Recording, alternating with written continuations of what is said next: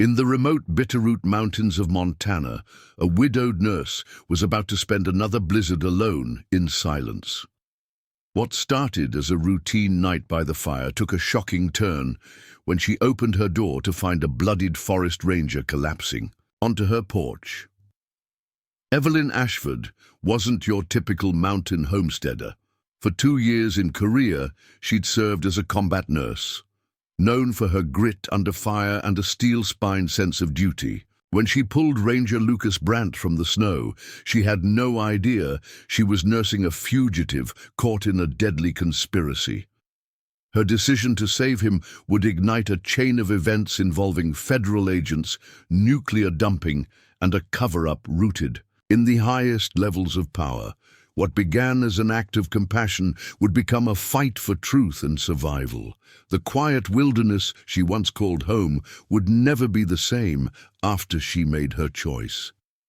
Before we jump back in, tell us where you're tuning in from. And if this story touches you, make sure you're subscribed, because tomorrow I've saved something extra special for you. Montana's Bitterroot Mountains had seen their share of brutal winters, but this January storm was bringing something darker than snow. Evelyn Ashford added another log to the wood stove, her movements deliberate and practiced. 3 years in this remote cabin had taught her to respect the wilderness without fearing it. The wind screamed past her windows, carrying ice particles that stung like needles when they found bare skin. She'd checked her supplies that morning, enough to last another 3 weeks before she'd need to venture into town. The radio weather service had called this the worst blizzard of '52, but isolation suited Evelyn just fine. She poured herself a cup of black coffee, strong enough to stand a spoon in, and settled into the hand-carved chair her husband Daniel had made before Korea took him. The photograph beside her lamp showed a different woman, younger, hair neatly pinned back, crisp nurse's uniform. A lifetime ago. The first knock was so faint she mistook it for a branch against the roof, but the second, desperate, uneven, was unmistakably human. Evelyn froze mid-sip. No one came here, especially not in weather that would kill a man in hours. The third knock was barely a scrape. Whoever was out there wouldn't last much longer. "Damn it," she muttered, setting down her cup. The Winchester leaned against the doorframe, always within reach. She grabbed it before sliding back the bolt, bracing her shoulder against the howling wind as she cracked open the door. A man slumped forward, nearly falling across her threshold. Blood frosted on his temple, skin marble white where it wasn't red raw from windburn. Military short hair crusted with ice. His eyes fluttered, unfocused, but conscious enough to register her presence. "Help," he managed, voice scraped raw. "Please," every instinct told her to shut the door. Strangers meant complications. Complications meant danger. But the nurse she'd once been couldn't watch a man die on her porch. Evelyn propped her rifle against the wall and caught him as his knees buckled. His weight nearly toppled her, but she'd hauled timber and game all by herself for years. With one fluid movement, she dragged him inside and kicked the door shut against the invading snow. The man collapsed onto her floor, shivering violently, his breathing shallow and irregular. Early stages of hypothermia. She'd seen it often enough in the mountains. "Can you hear me?" Evelyn asked, kneeling beside him. "I need to get these wet clothes off you before you freeze from the inside out." He mumbled something incoherent, eyelids fluttering. Up close, there was something wrong about his injuries. The bruises along his jaw weren't from the cold. They were deep purple, days old, and the burn marks peeking from his collar. Those weren't frostbite. Someone had hurt this man before the storm ever found him. She worked quickly, stripping off his ice-crusted jacket and outer layers. His breathing steadied slightly as she wrapped him in the woolen blanket kept near the stove. Only once she dragged him closer to the heat did she examine his pockets. A leather wallet, a heavy-duty flashlight with government markings, and something that caught the light, stuffed deep in his inner pocket, a metal badge, U.S. Forest Service, Lucas Brandt. "Mr. Brandt," she said, her voice clinical, "I'm going to clean these wounds. It's going to hurt." His eyelids fluttered. "Not supposed to be here," he mumbled. "Well, dying in a blizzard wasn't my plan for tonight either," she replied dryly. "But here we are." As she gathered supplies, she glanced at his face. Handsome, despite the bruising, early 30s perhaps. His hands were calloused but clean. The kind of hands that knew work, but also authority. She dabbed disinfectant on the gash across his forehead. He hissed between clenched teeth, suddenly grasping her wrist. His grip was surprisingly strong for a man half frozen. "Who are you?" His eyes were open now, fever-bright but focused. "The woman saving your life," Evelyn replied evenly. "I'd appreciate if you didn't fight me on it." Their gazes locked for a moment before his fingers slackened. "Sorry. Thought you were—" His words trailed off. "Thought I was who?" He shook his head weakly, wincing at the movement. "No one. Just confused." She continued cleaning his wounds, noting details with professional detachment. Defensive bruising on his forearms, a partial burn mark, circular, like a cigarette, just below his collarbone. Most telling was the wound on his side, a deep laceration, hastily bandaged and reopened by his journey. "This needs stitches," she said. "You a doctor?" he asked, voice steadier now that warmth was returning to his body. "Nurse. War service." She didn't elaborate. The less said about her past, the better. While he drifted between consciousness and delirium, she stitched the wound with practiced efficiency. His rucksack lay nearby where she'd dropped it, soaked but intact, something stiff pressed against the canvas side. She hesitated, then reached for it. Ranger or not, a man with those kinds of injuries hadn't stumbled onto her porch by accident. Inside the pack, wrapped in oilskin, she found a notebook. The pages were filled with coordinates, numbers, cryptic shorthand. Several pages had been hastily torn out. Beneath it lay a map, its edges charred as if someone had tried to burn it. She recognized the terrain, sections of the Bitterroot National Forest, but strange markings dotted the paper, circles with numbers, lines that followed no trail she knew. Lucas stirred, catching her rifling through his belongings. Instead of anger, his expression held only resignation. "You shouldn't have found that," he whispered. "And you shouldn't have shown up half dead at my door," she countered. "What kind of trouble are you in, Ranger Brandt?" He swallowed hard, eyes darting to the windows, as if expecting shadows to materialize through the frost-covered glass. "The kind that follows, the kind I didn't mean to bring to you." His voice cracked. "I'm sorry, I didn't know where else to go." Evelyn felt something shift in her chest, a protective instinct she thought had died with Daniel. "Rest now, questions later." She returned to her chair, rifle across her knees, the stranger's breathing a counterpoint to the storm's rage. Hours passed in whispered confession as fever took him. Fragments about what they're hiding and bodies in the water that made little sense. Just before dawn, as the storm's fury began to wane, Lucas jerked awake with a gasp. "They'll come," he whispered, eyes wide with fear rather than fever. "When they realize I made it this far—" "Hush," Evelyn said. "No one's coming in this weather." But even as the words left her mouth, distant headlights cut through the fading darkness, moving deliberately up the snow-choked path to her isolated home. Evelyn jerked awake, morning light piercing through frost-covered windows. She'd dozed off in her chair, rifle still balanced across her knees. The blizzard had finally exhausted itself, leaving behind an eerie silence, broken only by the occasional groan of pine branches, heavy with snow. The bed where Lucas Brandt had lain was empty, blankets thrown back. Evelyn's pulse quickened as she rose, scanning the cabin. His clothes were gone from where she'd hung them to dry. No sign of his pack either, only a faint indentation in the pillow and rust-colored stains on her sheets remained, as evidence he'd been there at all. Footsteps crunched outside, not one pair, but many, deliberate, surrounding. She reached for the Winchester, checking that it was loaded. 3 years alone in the mountains had taught her caution.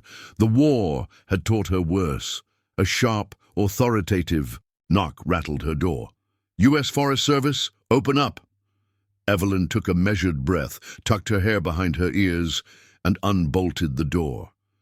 She left the rifle leaning against the wall, visible but not in hand. The man, standing on her porch, wore a ranger's uniform beneath a heavy wool coat, his breath clouding in the bitter morning air. Behind him stood 4 more men in similar dress, their hands resting near holstered sidearms. In the clearing beyond, 2 government-issue vehicles were parked, their tracks the only blemish on the pristine snowfield. "Ma'am," he said, displaying a badge. "Lieutenant Carl Grissom, U.S. Forest Service, Special Division. We're conducting an urgent search." His face was all hard angles, mid-40s maybe, with the weathered complexion of someone who'd spent years outdoors. But his eyes belonged to a desk man, calculating, assessing her reaction with clinical detachment. "Search for what exactly?" Evelyn asked, blocking the doorway with her body. "Not what, who?" Grissom's gaze swept past her, scanning the cabin's interior. "We're tracking a fugitive, Ranger Lucas Brandt. Dangerous, wanted for theft of government, property and suspected treason." The word hung in the frigid air between them. Treason, a capital offense. "Haven't seen any visitors in weeks," Evelyn replied evenly. "Blizzards kept everyone sensible indoors." Grissom's expression didn't change, but something in his eyes hardened. "We have reason to believe Brandt passed through this area last night. His tracks lead this direction before the snowfall covered them." "Lieutenant," Evelyn said, her nurse's voice emerging, crisp, professional, leaving no room for argument. "I live alone. No one's been here."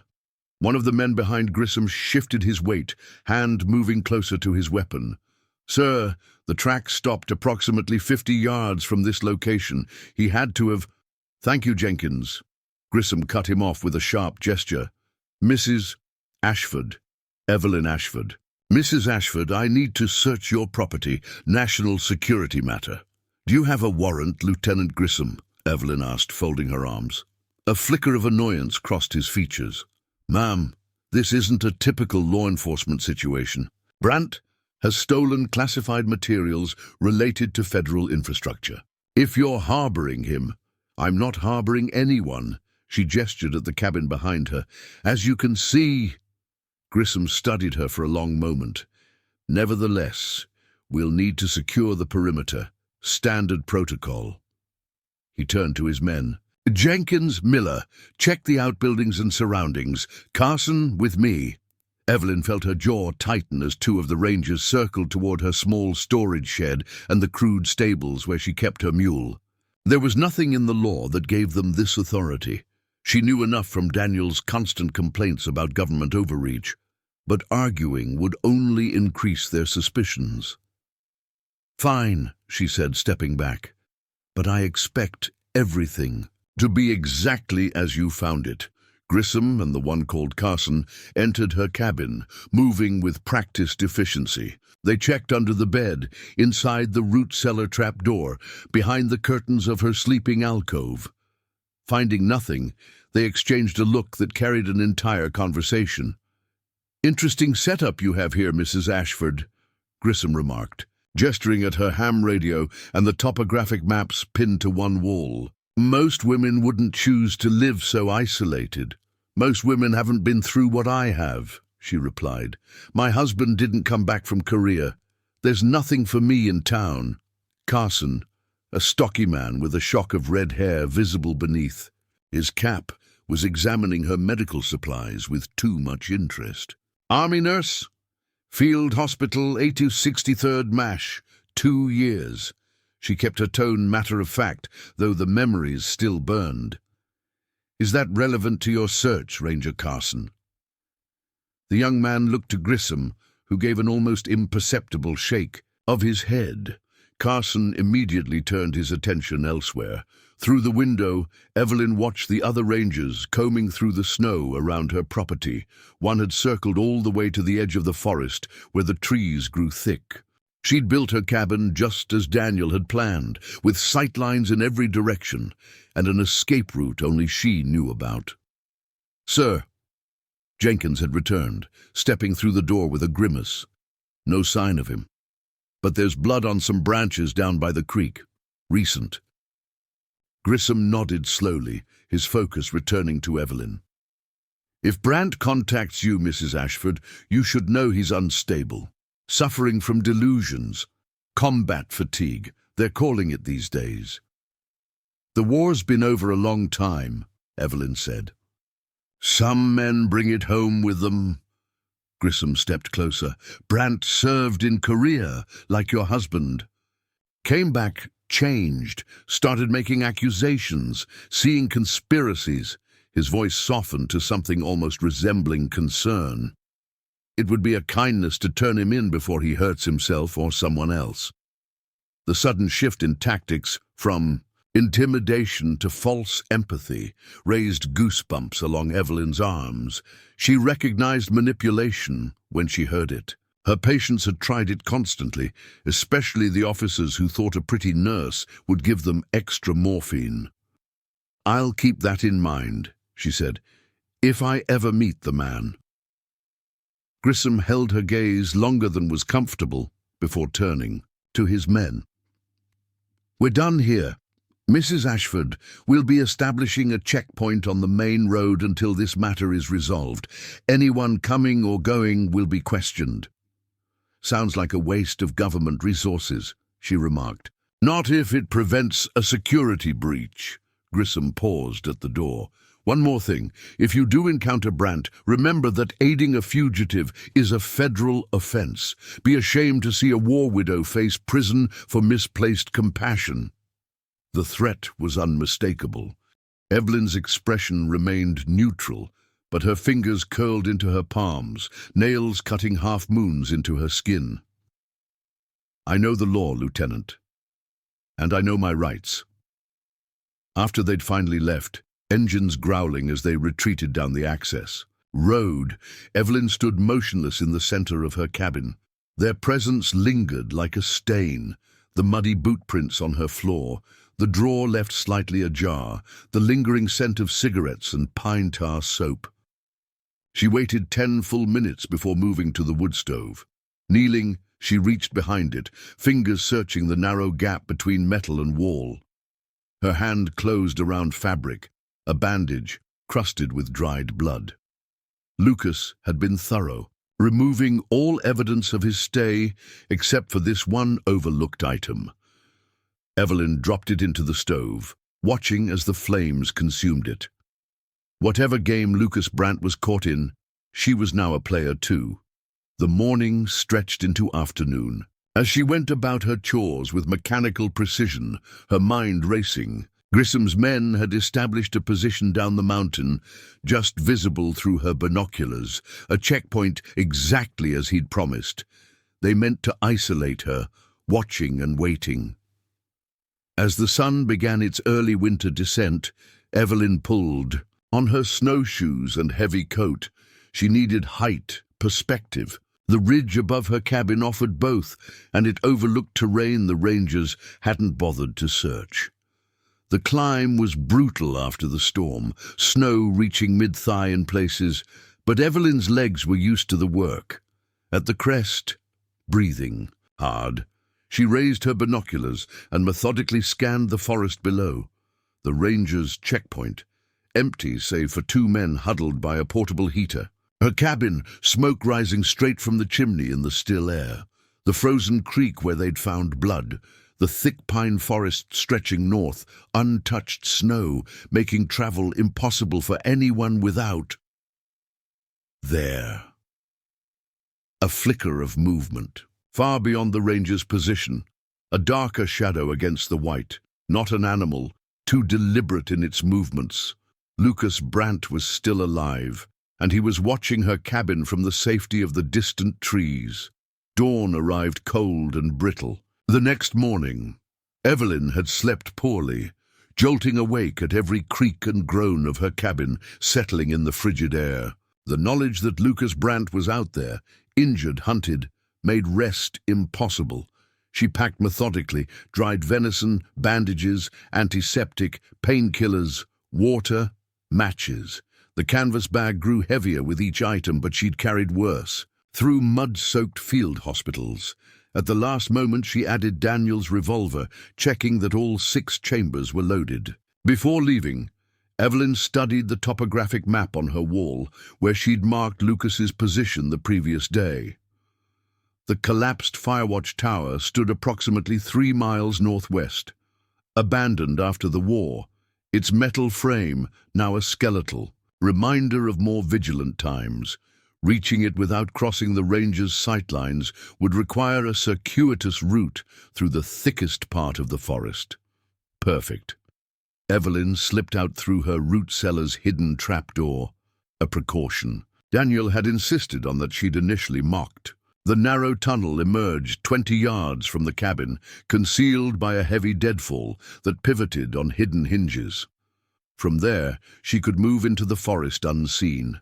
The morning air burned her lungs as she trudged through knee-deep snow, following game trails where possible. Twice she doubled back, obscuring her tracks where the snow was thinner. If Grissom was half the tracker she suspected, he'd know someone had left the cabin, but he wouldn't know where they'd gone. 2 hours of hard travel brought her to a frozen creek bed. She followed it upstream, her feet finding purchase on exposed stones, leaving no trace.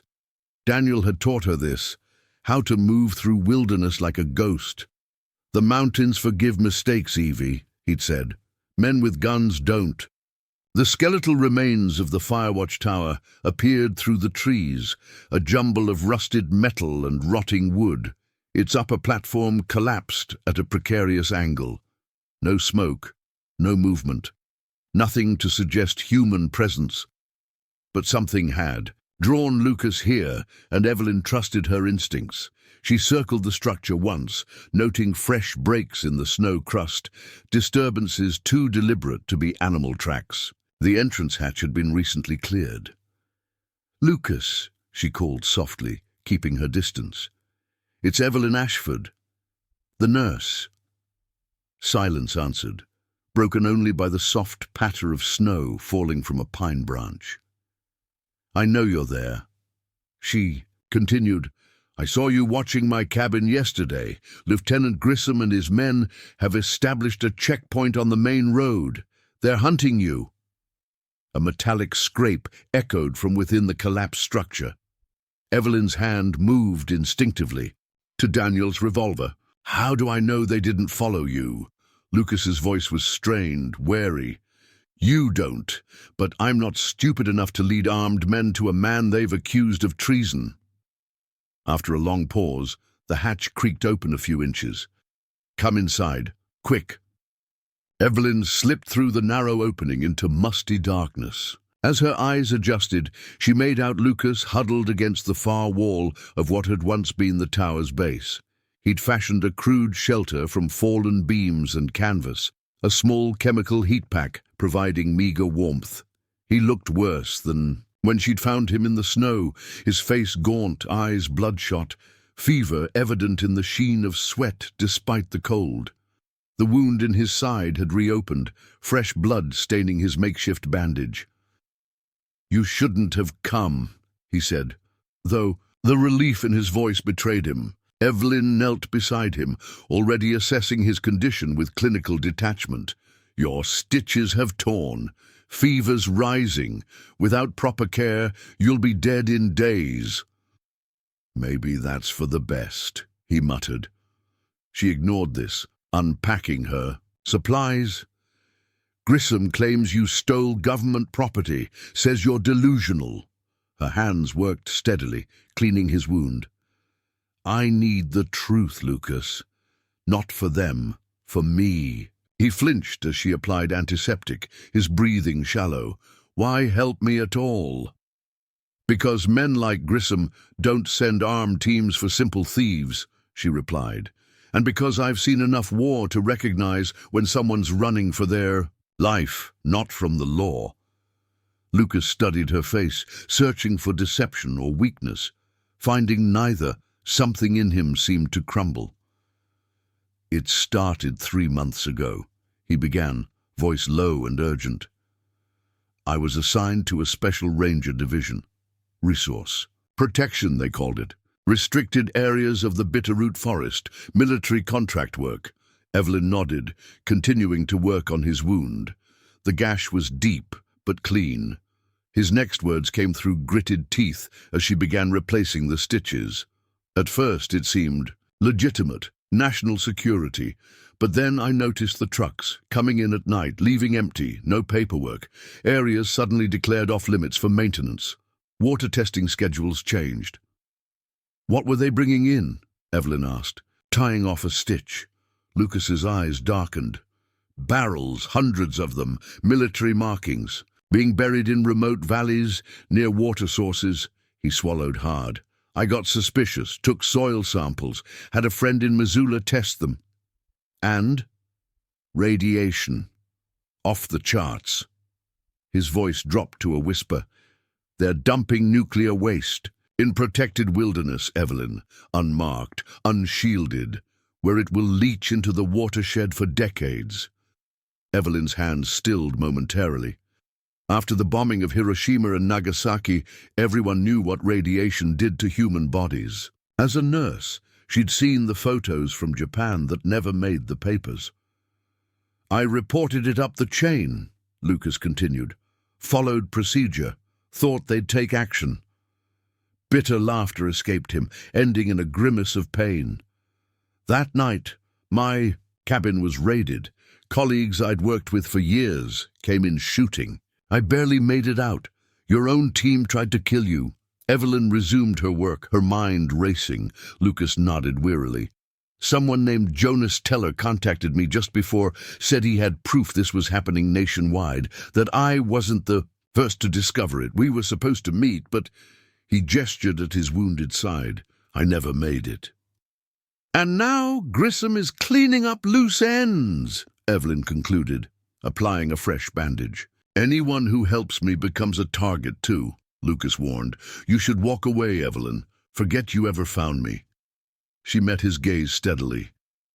"If what you're saying is true, walking away isn't an option." "Why?" His question held genuine confusion. "This isn't your fight." Evelyn thought of her patients in Korea, boys whose lives she'd fought to save, only to watch them return to battles that would eventually claim them. She thought of Daniel, who died believing he was protecting something that mattered. "Because I've spent too many years watching men make decisions that poison the future," she said quietly. "I won't be complicit through silence." She handed him the painkillers and dried meat from her pack. "Eat. Rest. The antibiotics should bring down your fever." "What will you do?" he asked, watching her repack her supplies. "Go back. Maintain appearances and decide how to get you out of here safely." Evelyn rose to her feet. "But I need something first." "What?" "Your word that you're telling me everything. No more secrets, Lucas. If I'm risking my life, I need to know for what. And for whom?" Something shifted in his expression, a tension releasing. "You have my word," he said. "Everything I know is yours now." The journey back to her cabin took longer, as Evelyn deliberately chose a different route, mind churning with what she'd learned. Nuclear waste buried in watershed lands, government rangers turned assassins, a conspiracy that stretched beyond Montana's remote forests to sites nationwide. It seemed impossible, yet Lucas's fear had been too raw, too genuine to dismiss. And it explained Grissom's presence, not a ranger at all, but something else entirely, wearing the uniform as cover. The sun was setting as her cabin came into view. From her vantage point in the trees, everything looked undisturbed, but instinct made her pause, scanning for anomalies. There, a thin line drawn across the snow leading to her generator shed. The power line had been cut, the clean slice visible even from a distance. Heart pounding, she circled the property, moving silently as darkness gathered. Near her front steps, a single boot print stood out, larger than her own, with a distinctive tread pattern different from the Ranger's standard-issue boots. Someone else had been here, someone who wasn't Grissom or his men. Evelyn slipped her hand into her pocket, fingers closing around Daniel's revolver as she moved toward her route.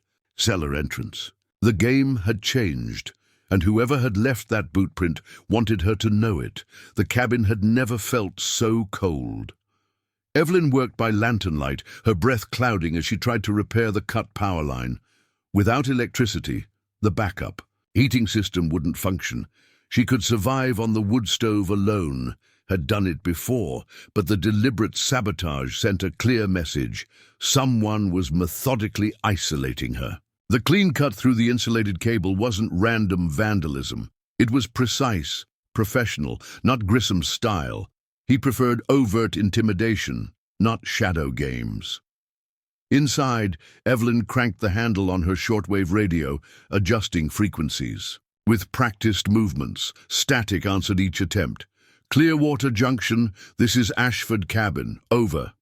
Nothing but crackling emptiness. Elk Ridge Fire Station, this is Ashford Cabin, requesting response. More static. Any station, this is Ashford Cabin, please respond. The silence that followed seemed to press against her eardrums. Either atmospheric conditions were blocking transmission or someone was jamming her signal. She suspected the latter. Evelyn sank into Daniel's chair, allowing herself one moment of raw fear. They were cutting her off methodically.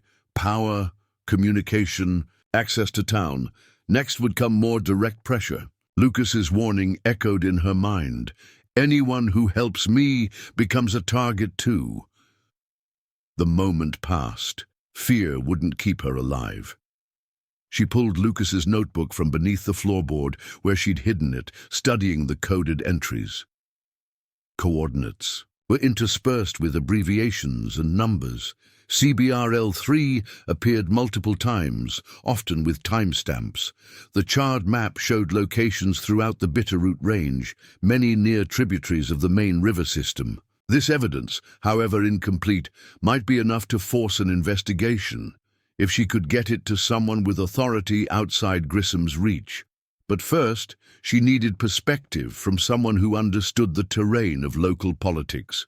As well as she understood the mountains, dawn brought watery sunlight and a decision. Evelyn packed carefully.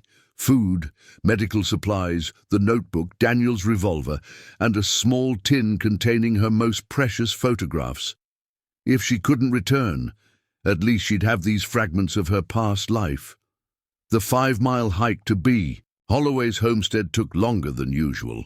Evelyn kept to the densest parts of the forest, avoiding ridge lines where she might be spotted. Twice she doubled back, watching for pursuers through Daniel's military binoculars. By mid-afternoon, B's sturdy log home appeared through the trees, smoke rising steadily from the stone chimney. Unlike Evelyn's isolated cabin, B. Holloway lived on 10 acres of cleared land. Chickens scratched in their coop, and behind the main house stood a well-built barn where Bee kept her milk cow and 2 workhorses. It was the closest thing to civilization for miles. Evelyn approached cautiously, watching for unusual vehicles or movement. Seeing nothing concerning, she crossed the open ground to the back door, the one Bee always kept unlocked for her. "Lord in heaven!" Bee exclaimed when Evelyn stepped into the warm kitchen. "You nearly stopped my heart, girl." She wiped flour-covered hands on her apron, grey-streaked hair escaping from a loose bun. At 62, B. Holloway remained as sturdy as the mountains themselves, her weathered face more lined but her blue eyes, so like Daniel's, still sharp and clear. "Sorry for not sending word," Evelyn said, suddenly aware of how desperate she must look, unwashed, exhausted, hollow-eyed. B took one long look and gestured to the kitchen table. "Sit, I'll fetch coffee." The familiar ritual of B's hospitality nearly undid Evelyn. She hadn't realized how tightly she'd been holding herself together until someone else carried the weight for a moment. "Your power's out," B noted, setting down a steaming mug. "Mendelssohn from the electric cooperative mentioned trouble up your way." "It wasn't an accident," Evelyn said quietly. "Someone cut the line, and my radio's been silenced." B's expression hardened. "Rangers? Maybe, but I don't think so. Different method."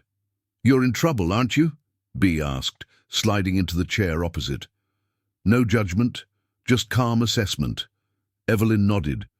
"I found a man during the blizzard. Forest ranger named Lucas Brandt.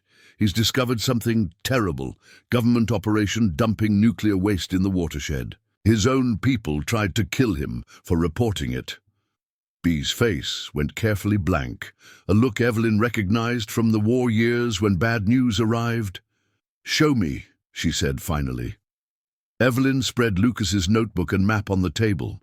In the warm kitchen light, the evidence looked almost innocuous, just papers and scribbles. But B studied them with growing intensity, her finger tracing the marked watersheds. 3 days ago," B said slowly. "Black government car parked down by Miller's old logging road. Sat there half a day. Thought it might be tax assessors. Did they approach you?" "No, but Samuel Porter, you remember him, runs the general store, said 2 men in suits bought supplies. Asked casual questions about local rangers and whether folks up here minded their business." The implication hung between them. These weren't just Grissom's men. The net was widening. "That boy you found," B said quietly. "He's still alive?" "Barely. Hiding in the old firewatch tower. Needs medical attention I can't provide with what I have." B rose and disappeared into her pantry, returning with a wooden box of medical supplies and a sealed envelope. "Daniel's morphine," she explained, noticing Evelyn's surprise. "He sent it before that last push into the mountains. Said if he didn't make it back, I should keep it for emergencies." Her voice caught. "Seems this qualifies." For the first time in years, Evelyn felt the wall she'd built around her grief crack. Daniel had been gone so long, yet his sister kept his things, honored his memory, while Evelyn had fled into isolation, nursing her pain like something precious. "B," she began, then faltered. "I should have come sooner, not just today." B's calloused hand covered hers. "Grief doesn't follow schedules, Evie. We all carry it differently. I left you alone. And I left you alone when that's what you needed." B squeezed her hand. "But neither of us is alone now." As darkness fell, they moved to B's parlor. The older woman insisted Evelyn stay the night, arguing that traveling after dark was too dangerous. They shared a simple dinner, and for a few hours Evelyn remembered what it was to have family, to share burdens instead of bearing them silently. They were washing dishes when B suddenly stilled, head cocked toward the window. "Did you hear that?" she whispered. Evelyn listened, the silence stretching taut until crack. A single gunshot echoed across the valley, coming from the direction of Evelyn's cabin. "Someone sending another message," Evelyn said, her momentary peace shattered. "Or hunting your ranger," B replied grimly. They extinguished the kitchen lamp and stood in darkness, watching the night. No further shots came, only the weight of ominous possibility. "I need to go to town," Evelyn said finally. "Find someone who can investigate officially, someone outside Grissom's influence." "Not the sheriff," B warned. "Bill Jenkins owes his election to government contracts. His brother works security at the weapons testing range near Billings." Evelyn considered this. "What about the new deputy, Willa Crane?" B nodded slowly. "Grew up here. Father was a judge before the stroke took him. Stubborn as old leather and twice as tough." She paused. "Known her since she was born. If anyone still wears that badge for the right reasons, it's Willa, The decision crystallized. Evelyn would go into town tomorrow, find Deputy Crane, and lay out everything she knew. It was a gamble, but the alternative was waiting for whoever fired that shot to find either her or Lucas. The clock was ticking. "I'll take you as far as the bus stop on Miller Road," Bee said, reading her thoughts. "Less suspicious than you showing up on foot." As they prepared for bed, Evelyn realized something that had been gnawing at her since finding Lucas. Her instinct to withdraw, to handle everything alone, had become a liability. The isolated cabin that had felt like safety now felt like a trap. The self-reliance she'd prized left her with no allies when she needed them most. Lying in Bee's spare bedroom, listening to the old house settle, Evelyn made a promise to herself. If she survived this, she would rebuild more than her power lines. She would reconnect the human circuitry she'd allowed to wither. Across the valley, beyond the trees and frozen streams, Lucas waited in his collapsing tower. Grissom's men watched the roads, and somewhere, moving through darkness with lethal purpose, was the person who'd fired that warning shot. In the morning, she would find Willa Crane.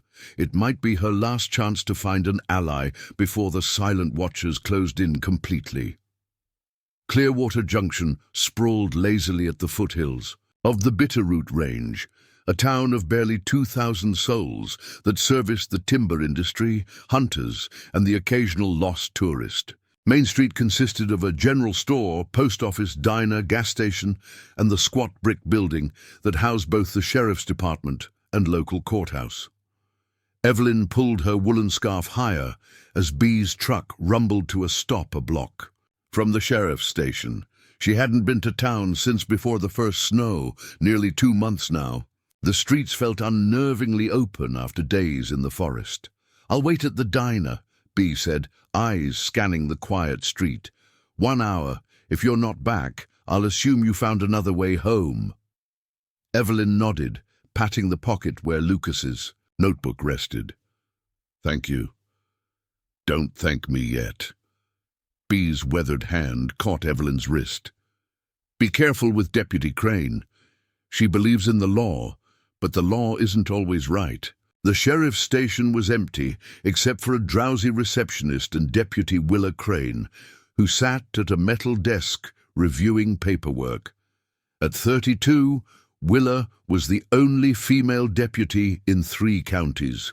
Tall, broad-shouldered, with dark hair cropped, practical short, and eyes that missed nothing. She looked up as Evelyn approached, recognition flickering across her face. "Mrs. Ashford." She rose, offering a firm handshake. "Didn't expect to see you in town until the spring thaw." "It's not a social call," Evelyn replied quietly. "Is there somewhere we can talk privately?" Willa's expression shifted to professional concern. She gestured toward a small room off the main office. "Interview room's empty." Once the door closed, behind them, Evelyn wasted no time. "I need your help, and I need you to listen without interrupting." Willa leaned against the table, arms folded. "I'm listening." Evelyn laid out everything, finding Lucas, Grissom's visits, the evidence of nuclear waste dumping, the cut power lines, and the warning shot.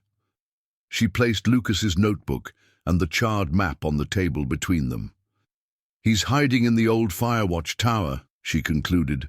"Injured, but alive. What they're doing is illegal, and they're willing to kill to keep it quiet." Willa's face remained carefully neutral as she examined the evidence, turning pages with methodical precision. When she looked up, her expression was troubled. "You understand what you're suggesting," she said finally. "Nuclear waste dumping by government officials, attempted murder by forest rangers." She shook her head. "These are federal employees." "Does that make them incapable of crimes?" Evelyn countered. "No, but—" Willa sighed, rubbing her temples. "It requires extraordinary evidence. Which is why I brought this." Evelyn tapped the notebook. "Lucas says a man named Jonas Teller has more complete documentation. I need your help finding him." Willa was silent for a long moment, conflict evident in her face. Sheriff Jenkins won't pursue this. He's too close to the regional administrator. I'm not asking the sheriff, I'm asking you. Why me? Because B says you still wear the badge for the right reasons. Something shifted in Willa's expression. Pride, perhaps, or resolve. She straightened. I need to make a call to the state. Environmental office. They have jurisdiction over watershed contamination. She moved toward the door. Wait here. Evelyn caught her arm. Don't use the station phones. They could be monitored. Willa's eyebrows rose. That's paranoid, Mrs. Ashford. Maybe, but someone knew I was coming here today. A flash of uncertainty crossed Willa's face, but she nodded. 5 minutes. I'll use the payphone at Miller's. Alone in the interview room, Evelyn felt exposed. She'd played her hand, revealed everything. If Willa decided protocol outweighed conscience, Lucas was finished. And so was she. Through the window, she watched the deputy cross the street toward the general store, where the town's only payphone stood. Movement at the edge of her vision drew her attention. A black government sedan rolled slowly down Main Street, parking directly in front of the sheriff's station. Lieutenant Grissom stepped out, adjusting his uniform hat. 2 men in suits flanked him. Evelyn's blood turned to ice. Willa hadn't reached the payphone yet. The station door opened, voices in the reception area, footsteps approaching. Instinct took over. Evelyn snatched the notebook and map from the table, shoving them into her coat pocket. The window, small but not impossible. She unlatched it and pushed against the rusted frame.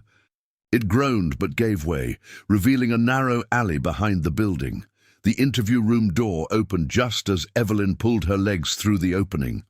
Grissom stood in the doorway, his cold eyes registering surprise, then anger.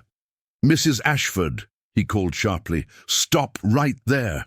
Evelyn dropped the 6 feet to the alley below, pain jolting through her ankles. Behind her, Grissom barked orders. Footsteps pounded through the station. Running blindly, Evelyn cut between buildings, angling toward the forest that bordered the town's eastern edge. A shout from behind. One of the suited men had spotted her. Turning a corner, she collided with Deputy Crane. "They're here," Evelyn gasped. Grissom and his men. Willa's expression hardened. She glanced toward the commotion, then back at Evelyn. Something like resignation passed over her features. "The Methodist Church," she said urgently. "Pastor's office has a back door. Keys under the flower pot." She pressed something cold and metal into Evelyn's palm. "A set of car keys. Blue pickup behind the church. Take it. I'll say you stole it." "Why help me?" Evelyn asked, stunned. Willa's jaw tightened. "My father was the judge here for 30 years. He always said when the law fails, conscience must prevail." She pushed Evelyn toward a narrow passage between buildings. "Now go. I'll delay them."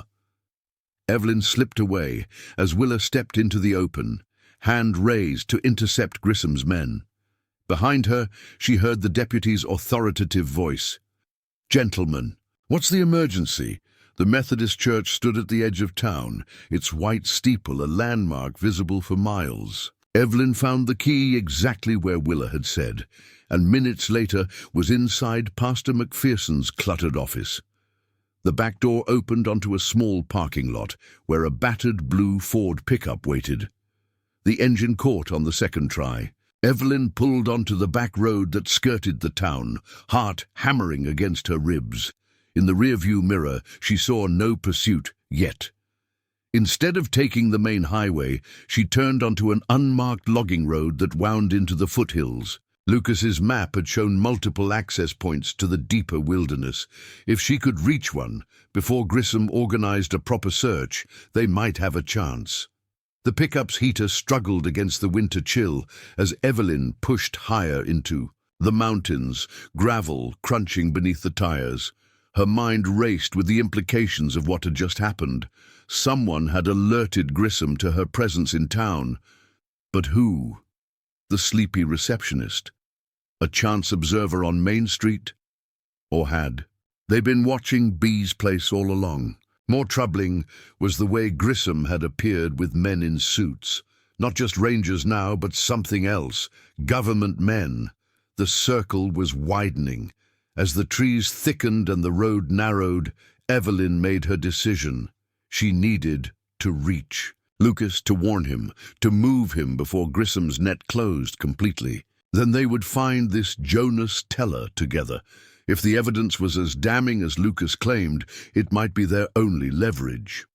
She turned onto a fire access road that would take her within a mile of the collapsed tower.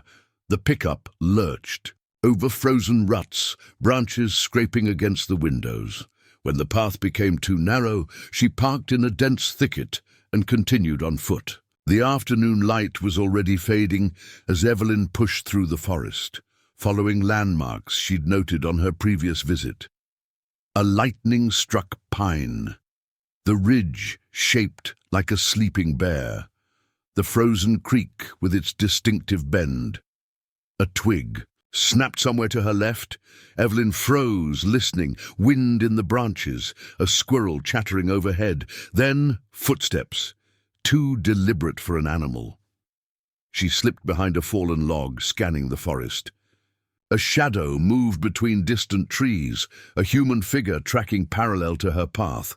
Not close enough to spot her, but following the same route toward the tower. Grissom's men couldn't have organized a search party this quickly. This was someone else, someone who already knew where Lucas was hiding. With rising dread, Evelyn realized the truth. She wasn't the only one looking for Lucas Brandt, and whoever else was searching had a significant head start. The hunter's shack was barely more than 4 walls and a roof, a crude shelter built decades ago by loggers or trappers and long abandoned to the elements. Its single room held a rusted potbelly stove, a rough-hewn table, and a sagging cot. But to Evelyn, carrying Lucas's weight across her shoulders, it might as well have been salvation. She'd found him collapsed halfway between the tower and her, position hypothermia already setting in.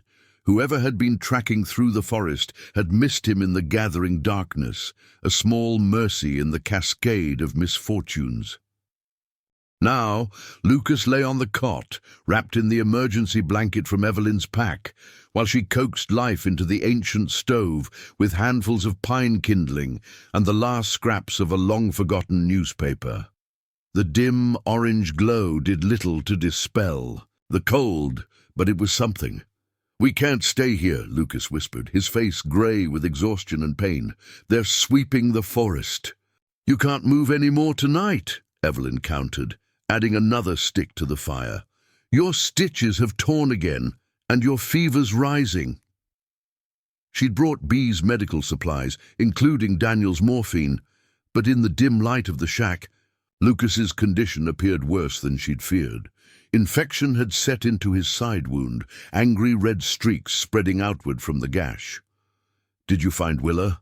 Lucas asked, trying to sit up and wincing at the effort.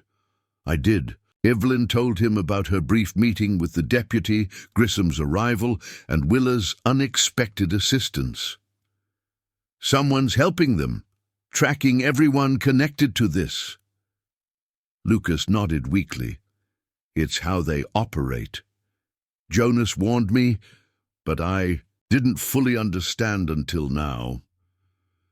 "Tell me about Jonas Teller," Evelyn said, sitting on an upturned crate beside the cot. "Who is he? How does he fit into this?" Lucas was silent for a long moment, gathering strength. When he spoke, his voice was barely audible above the crackle of the stove. "Department of Energy technician, worked at 6 sites across the country, testing, monitoring, compliance." He coughed, pain flashing across his features. 2 years ago, he discovered their disposal protocols were being systematically circumvented. Waste that was supposed to be contained in secure facilities was being rerouted to national forests, wilderness areas, places the public rarely visits, with complex jurisdictional oversight. "Why?" Evelyn asked, checking his pulse, rapid but weak. "Money," Lucas replied grimly. Proper disposal costs millions. This way costs pennies on the dollar, and the contamination won't be obvious for decades. He closed his eyes briefly. By then, the decision-makers will be retired or dead. And no one stopped it? Jonas tried, went through channels, got transferred, then demoted. When he pushed harder, Lucas's voice faltered. His wife died in a hit-and-run. Official report, drunk driver never found. The implication hung in the frigid air. Evelyn thought of the methodical cutting of her power lines, the gunshot near her cabin, warning shots escalating towards something worse. He went underground, Lucas continued, started building a network, found others who'd witnessed similar. Operations, park rangers, wildlife biologists, environmental inspectors. He contacted me after I'd filed my third report about restricted areas. Where is he now? Hiding. Moving between safe houses. We were supposed to meet at a drop point near Silver Creek. I never made it. Lucas's fingers closed weakly around Evelyn's wrist. He has evidence, Evelyn. Documentation, soil samples, photographs. Enough to force a congressional investigation. Without it, we're just making wild accusations. Evelyn nodded, understanding at last the full weight of what they faced, not just local corruption or a rogue operation, but a systemic betrayal sanctioned at the highest levels. We'll find him, she said firmly. But first we need to get you somewhere safe, somewhere with real medical supplies. Lucas studied her face in the flickering light. Why are you doing this? You could walk away. Tell them I forced you to help. Save yourself. The question caught her off guard. Why indeed? 3 years ago, she'd retreated to the mountains to escape exactly this kind of entanglement with other people's problems. She'd built walls as solid as her cabin's foundations, determined never again to feel the hollowing grief that had consumed her after Daniel's death. When Daniel died, she began slowly, the words feeling strange on her tongue. After so long unspoken, I received a letter. Not the official notification. That came first. This was from his commanding officer. She took a shaky breath. He wrote that Daniel died trying to evacuate civilians from a contested village. Army wanted to shell it. Daniel refused to leave until the families were safe. The stove popped as a pine knot split in the heat. He died because he couldn't walk away, Evelyn continued, her voice steadying. And I was so angry at him for it, for choosing strangers over coming home to me. Her hands twisted together in her lap. I came to the mountains to hide from that anger, from what it said about me. Lucas watched her, silent, understanding dawning in his feverish eyes. I can't walk away from this, Evelyn finished, not just because it's right, but because I've been walking away for 3 years. I'm tired of it. Something shifted between them, a recognition deeper than words, 2 broken people finding purpose in the same desperate cause. My wife left, Lucas said quietly, year before all this started. Said I loved the forests more than her. He gave a pained smile. She was right. I thought protecting the land was enough, a life's purpose. Then I discovered the people I trusted were poisoning it. We'll stop them, Evelyn said, surprising herself with her certainty. Lucas nodded weakly. If we reach Jonas... A sharp crack from outside interrupted him. Not a gunshot, but the distinctive sound of a branch breaking under weight. Evelyn froze, eyes locked on the single small window. A shadow passed across the glass. In one fluid movement, Evelyn extinguished the lantern. The stove's dim glow was all that remained, casting long shadows across the wooden walls. Someone's here, she whispered. Lucas struggled to sit up, reaching for his jacket. Back door. No other exits, Evelyn replied, pulling Daniel's revolver from her coat. They waited in tense silence, straining to hear over the howl of wind outside.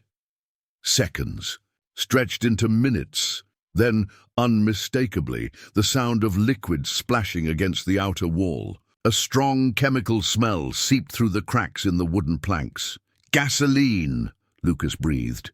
The whoosh of flames came an instant later. Fire licked at the edges of the window, climbing the weather-beaten walls with hungry intensity. Smoke immediately began seeping through the ceiling as the dry wooden shingles caught. "Crawl space," Evelyn hissed, dragging Lucas from the cot. "Under the floor." She'd noticed it earlier, a small hatch beside the stove where winter provisions would once have been stored. Yanking it open, she helped Lucas lower himself into the narrow space beneath the cabin. The fire was spreading with terrifying speed, ancient timbers crackling as decades of sap ignited. Evelyn grabbed her pack, thrust it down to Lucas, then slid through the opening herself, pulling the hatch closed as flames began to consume the floor above. Pressed against the frozen earth, they inched forward through spiderwebs and decades of debris. Ahead, where the foundation stones met the ground, a narrow gap led to the outside. Evelyn dug at the opening with her bare hands, enlarging it just enough to squeeze through, then reached back to guide Lucas. The forest was illuminated by the burning shack, throwing wild shadows across the snow. Evelyn pulled Lucas deep into the trees, away from the fire's revealing light. Behind them, the roof collapsed with a shower of sparks, sending flames shooting skyward. They half-crawled, half-stumbled through knee-deep snow, putting as much distance as possible between themselves and the burning shelter. Lucas grew heavier against her with each step, his breathing increasingly labored. "Just a minute," he gasped, finally slumping against a pine trunk. His face was slick with sweat despite the biting cold, eyes unfocused. "Lucas."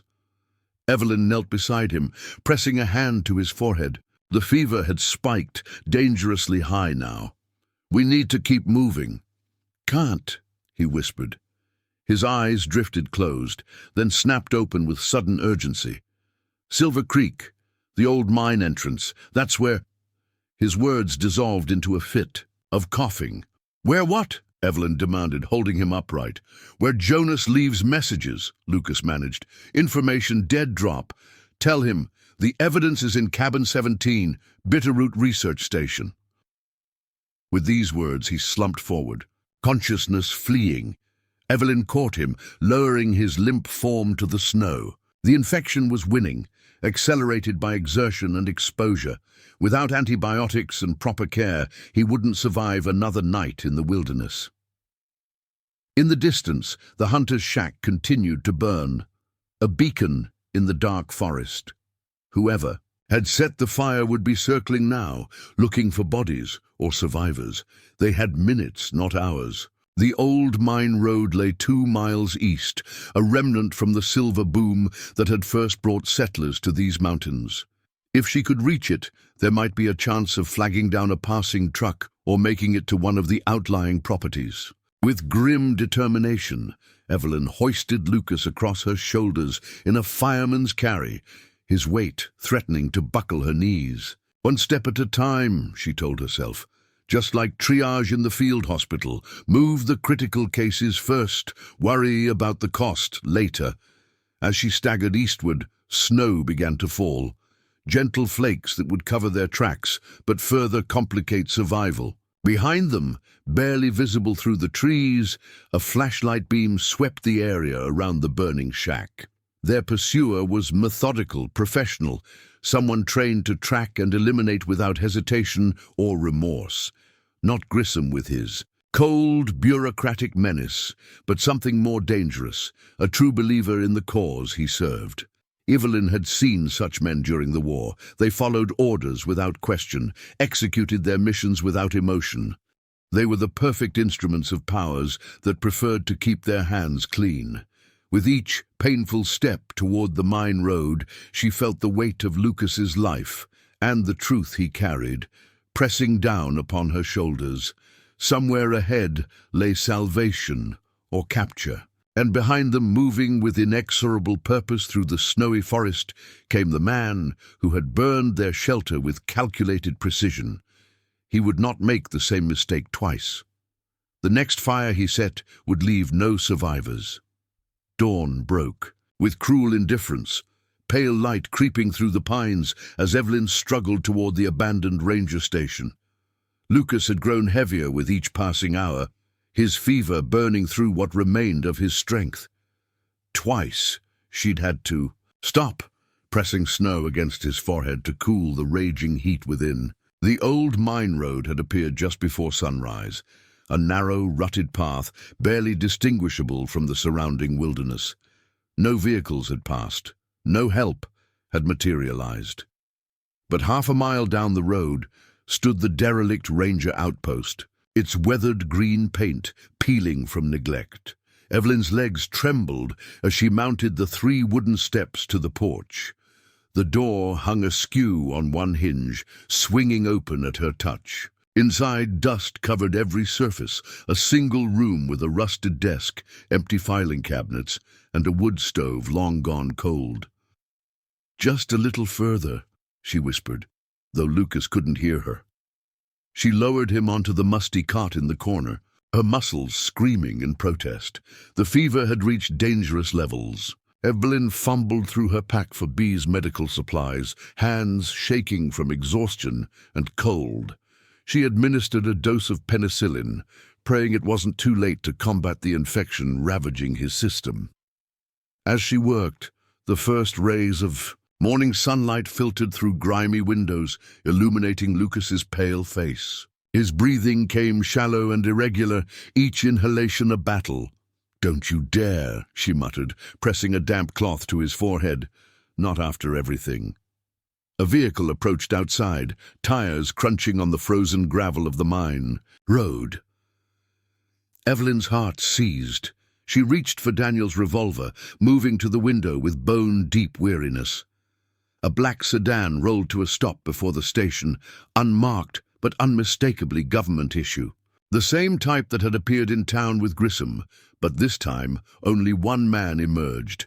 He moved with deliberate precision, tall, lean, dressed in a charcoal overcoat that fell to his knees, mid-40s perhaps, with close-cropped grey hair and eyeglasses that reflected the morning light. He carried no visible weapon, but his bearing suggested military training. Evelyn positioned herself between Lucas and the door, revolver raised. The stranger mounted the steps, paused, then pushed the sagging door open with 2 fingers. "Mrs. Ashford," he said, his voice curiously flat, devoid of accent or emphasis. "My name is Roy Kessler." He stood in the doorway, seemingly unconcerned with the revolver aimed at his chest. His gaze swept the room once, noting Lucas on the cot, before returning to Evelyn. "You've gone to considerable trouble," he continued when she didn't respond. "I respect that." "What do you want?" Evelyn asked, the gun steady despite her exhaustion. Kessler made no move to enter further, to resolve this situation efficiently. The way he said it, clinical, detached, sent a chill through Evelyn that had nothing to do with the winter air. This wasn't Grissom with his bureaucratic menace or the tracker who'd burned their shelter. This was something else entirely. "I'm authorized to offer you terms," Kessler said, removing his glasses and polishing them methodically with a handkerchief. "You will be permitted to return to your cabin, no charges filed, no further contact. Your life resumes." "In exchange for what?" Evelyn asked, though she already knew. Kessler's eyes, pale blue, utterly without warmth, flicked to Lucas. "In exchange for the ranger and any materials in your possession related to his claims." "And if I refuse?" "That would be unfortunate." He replaced his glasses, regarding her with the clinical interest of an entomologist studying a specimen. "Ranger Brandt will die regardless. His infection has progressed too far without proper treatment. The only variable is whether you join him." Behind her, Lucas stirred, mumbling incoherently. Evelyn didn't dare look away from Kessler. "Who do you work for?" she asked. "That's not relevant to your decision." "It is to me." Kessler tilted his head slightly, as if puzzled by her response. "I serve interests greater than any individual agency or department. Interests that maintain the balance between what people want to know and what they need to believe." It was the most he'd said at once, and Evelyn caught a glimpse of the true machinery behind Grissom's operation. Not just a cover-up, but an entire system dedicated to maintaining comfortable illusions. And nuclear waste in watershed lands, she pressed. That's something people need to believe isn't happening. The disposal program serves critical national security functions, Kessler replied. The alternatives would be... He paused, selecting his words carefully. Prohibitively expensive, publicly concerning. Lucas coughed weakly from the cot. Don't listen, he managed. Go. Leave me. Kessler's gaze remained fixed on Evelyn. You have no special obligation to this man. His choices led him here. Yours need not. For a moment, Evelyn allowed doubt to show on her face, a deliberate crack in her resolve. I need to think, she said, lowering the revolver slightly. Of course. Kessler nodded, as if her hesitation was expected, reasonable. I'll wait outside while you consider. 3 minutes. He turned and stepped onto the porch, pulling the door partially closed behind him. The moment he was out of sight, Evelyn moved. She'd noticed the communications equipment in Kessler's sedan, a radio system more sophisticated than standard government issue. If she could disable it, they might gain precious time. I'll be right back, she whispered to Lucas, slipping toward the rear window that faced away from the porch. The ancient frame protested as she forced it open, but Kessler made no move. To investigate. She dropped silently to the ground, crouching low as she circled the building. Kessler stood motionless on the porch, back to her, apparently consulting his watch. His car remained idling, driver's door ajar. Evelyn darted forward, keeping the vehicle between herself and the porch. The communications setup was built into the dashboard, multiple frequencies, encrypted channels. A setup meant for coordination, not standard patrol work. Moving quickly, she yanked the microphone free from its housing and severed the power cables with her belt knife. For good measure, she punctured the rear tire with a swift, decisive stab. Seconds later, she was back through the window, crossing. To Lucas's side, his eyes fluttered open as she checked his pulse. You're still here, he murmured. I told you before, Evelyn replied, gathering their meager supplies. I'm done, walking away. She worked swiftly, wrapping Lucas in the emergency blanket and preparing to move him. The revolver went back into her coat pocket, within easy reach. When Kessler returned exactly 3 minutes later, his expression remained unchanged as he found Evelyn seated on the edge of the cot, head bowed, as if in defeat. I need assurances, she said quietly. Written terms. That can be arranged. He stepped into the room, removing a slim notepad from his coat. The essential points would include... Evelyn lunged forward, Daniel's revolver aimed directly at Kessler's head. Back up, slowly. To her surprise, Kessler complied without protest, his movements precise. No fear showed in his eyes, only a slight recalibration, as if adjusting variables in an equation. This alters nothing, he said. You have nowhere to go. We'll see about that. Evelyn began maneuvering Lucas into a sitting position. I disabled. Your radio and your car won't get far on 3 tires. For the first time, a flicker of something, not quite emotion but awareness, crossed Kessler's face. Resourceful, he acknowledged, but ultimately futile. Maybe. Evelyn helped Lucas to his feet, supporting his weight against her side. But I'd rather die trying than live with the alternative. They edged toward the door, Evelyn keeping the revolver trained on Kessler. He made no move to stop them, watching with the same clinical detachment as before. You understand, this makes you a priority, Kessler said as they reached the threshold. Before you were a complication. Now you're a target. I've been a target since the moment Lucas knocked on my door, Evelyn replied. The only difference is now I know it. Outside, the morning had brightened, snow glittering like crushed diamonds across the landscape. Evelyn guided Lucas down the steps, never taking her eyes off Kessler, who remained framed in the doorway. "There's a maintenance trail behind the station," Lucas whispered, his voice barely audible. "Leads to the old mine entrance, then Silver Creek." Evelyn nodded, taking more of his weight as they began to move away from the building. Kessler made no attempt to follow, standing motionless as they retreated toward the tree line. Only when they reached the edge of the forest did Kessler finally speak again, his voice carrying clearly across the space between them.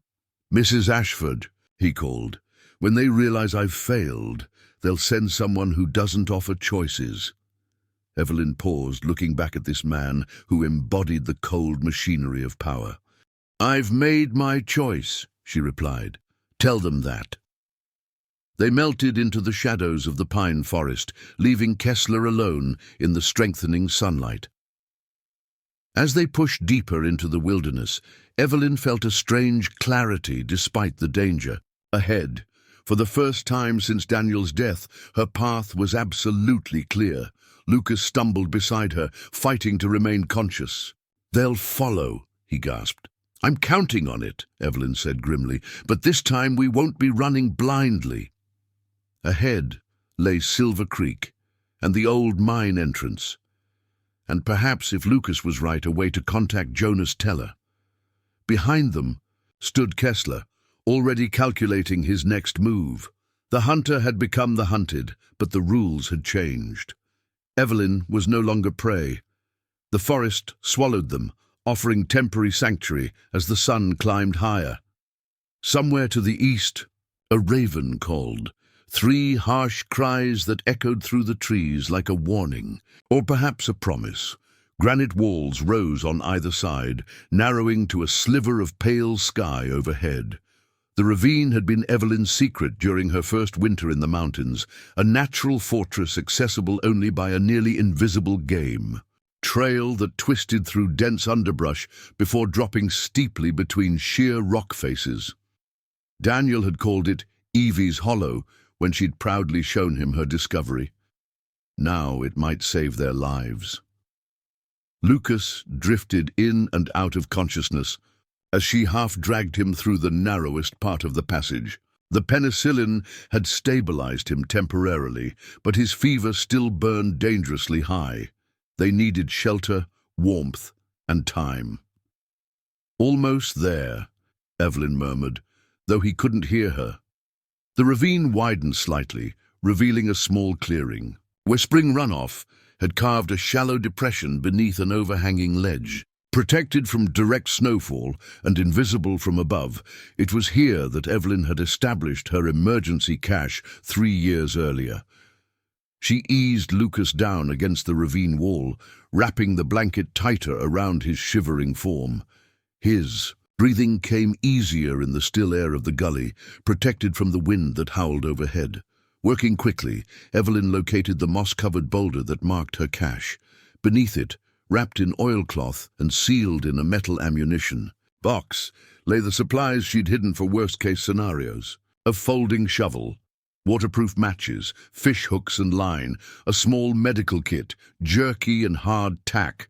Most valuable of all, a compact tent designed for extreme conditions, its camouflage pattern perfect for concealment. Within an hour, she'd transformed the hollow into a defensible position. The tent nestled beneath the rock overhang, nearly invisible against the stone. A small fire burned in a Dakota hole, dug deep with an air intake channel to minimize smoke.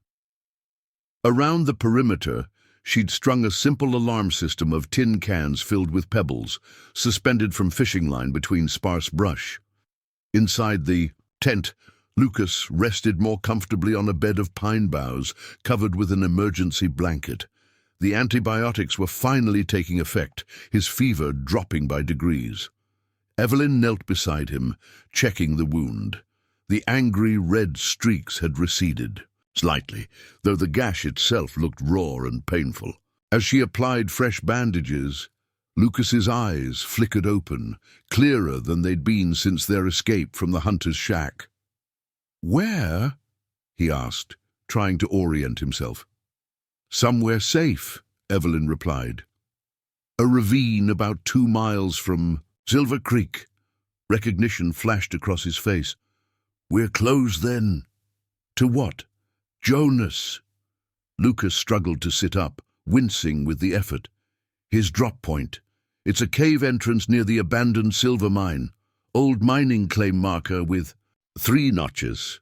Evelyn steadied him. Easy. You're not going anywhere yet. Don't need to. His voice was weak, but determined. Just need to leave a message. Format's in my notebook. Date and time coded with special markings. He checks weekly. And if he finds it, he'll contact us. Shortwave frequency in the book. Lucas gripped her arm with surprising strength. Evelyn, the evidence he has, it's comprehensive. Records of every site, every barrel, radiation readings, internal memos authorizing the program. Enough to stop them? Enough to bring down half the Department of Energy? His eyes burned with conviction despite his weakened state. If we can get it to the right people. A faint echo reached them, not close but unmistakable. Voices, men moving through the forest beyond the ravine entrance. Lucas tensed. They've found us. Not yet, Evelyn said, checking her makeshift perimeter, but they're searching methodically. Won't be long.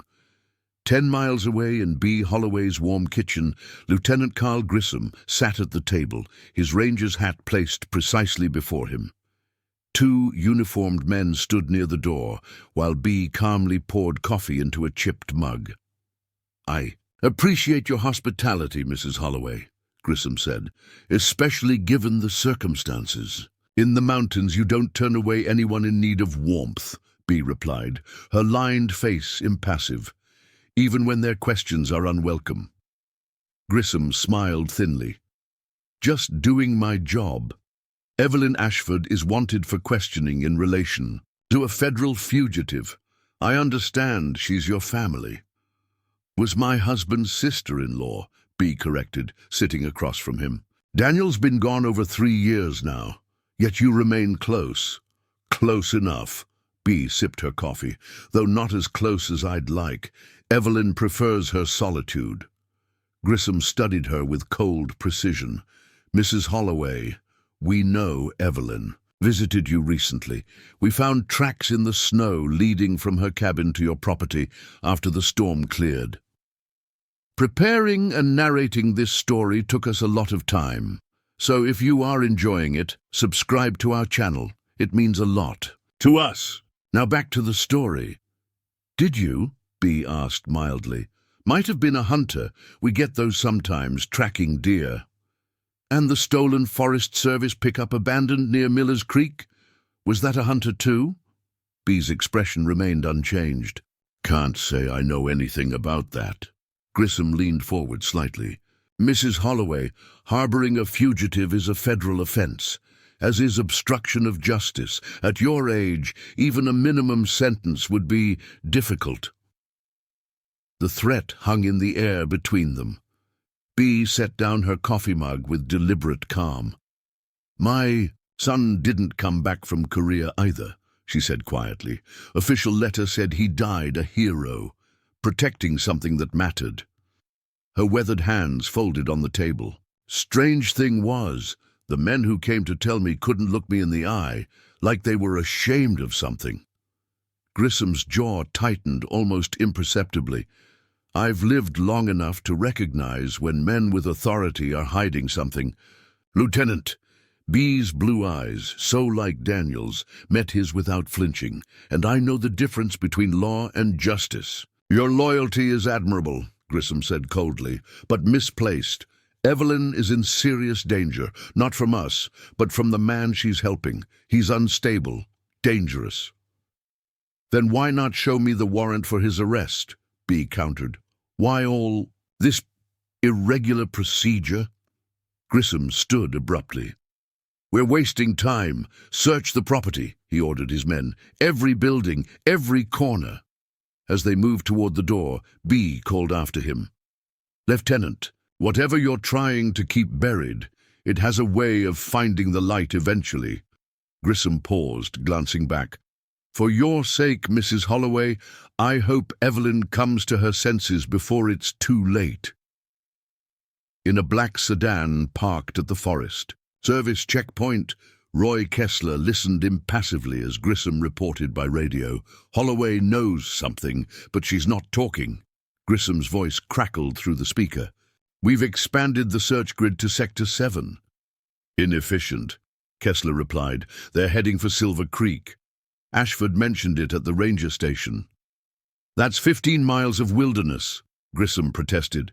With her carrying a wounded man, she's more resourceful than anticipated, Kessler stated flatly. Deploy units to all access points along the creek. Focus on the old mining areas. What about the Holloway woman? Kessler considered this briefly. Leave her. She's a distraction, not an asset. Brandt is our priority. And Ashford? Is now equally compromised. Kessler adjusted his glasses. No witnesses, Lieutenant. Clear? Clear, Grissom replied after a pause. Containment protocols authorized. Kessler ended the transmission and stepped from the vehicle, surveying the snow-covered landscape with detached interest. In his 20 years of service, he'd never failed to complete an assignment. The Brandt situation was merely a statistical anomaly, one that would soon be corrected. He checked his watch, then strode toward the helicopter, waiting in the clearing. Back in the ravine, Lucas had fallen into a restless sleep as Evelyn prepared for nightfall. The temperature was dropping rapidly, but she dared not build the fire any larger for fear of visible smoke. She worked methodically, laying out simple, defensive measures with the limited materials at hand. A tripwire near the ravine entrance connected to her alarm system.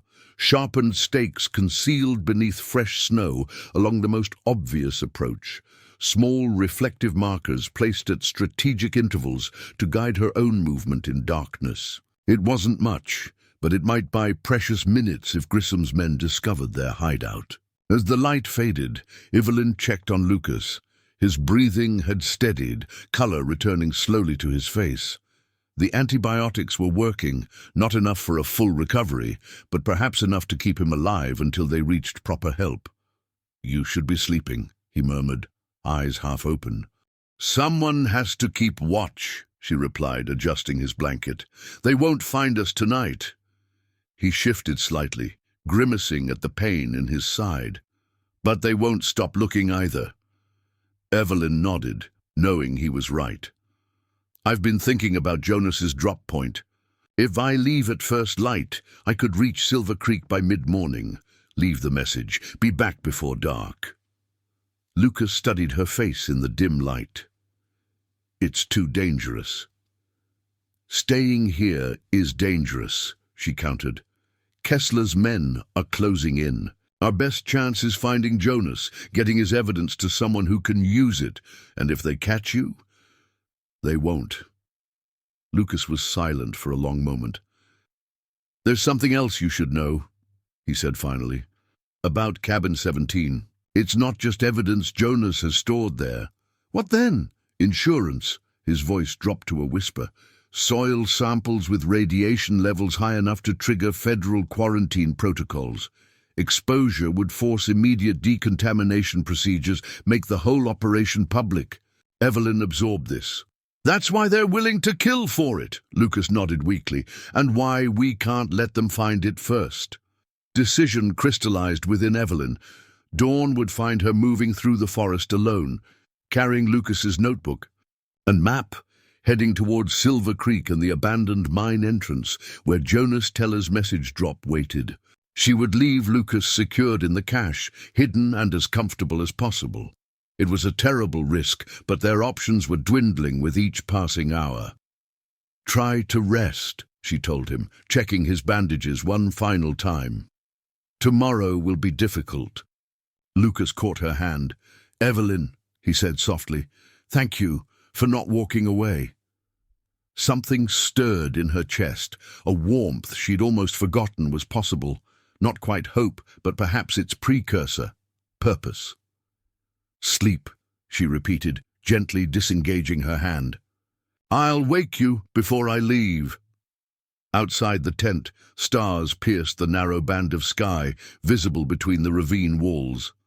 Evelyn settled against a rock, Daniel's revolver across her knees, ears attuned to the whisper of wind and the fainter sounds beneath it. In the distance, too distant to trigger her alarms but clear in the frozen night air, came the rhythmic crunch of footsteps in snow. Methodical, searching, drawing imperceptibly closer with each passing hour.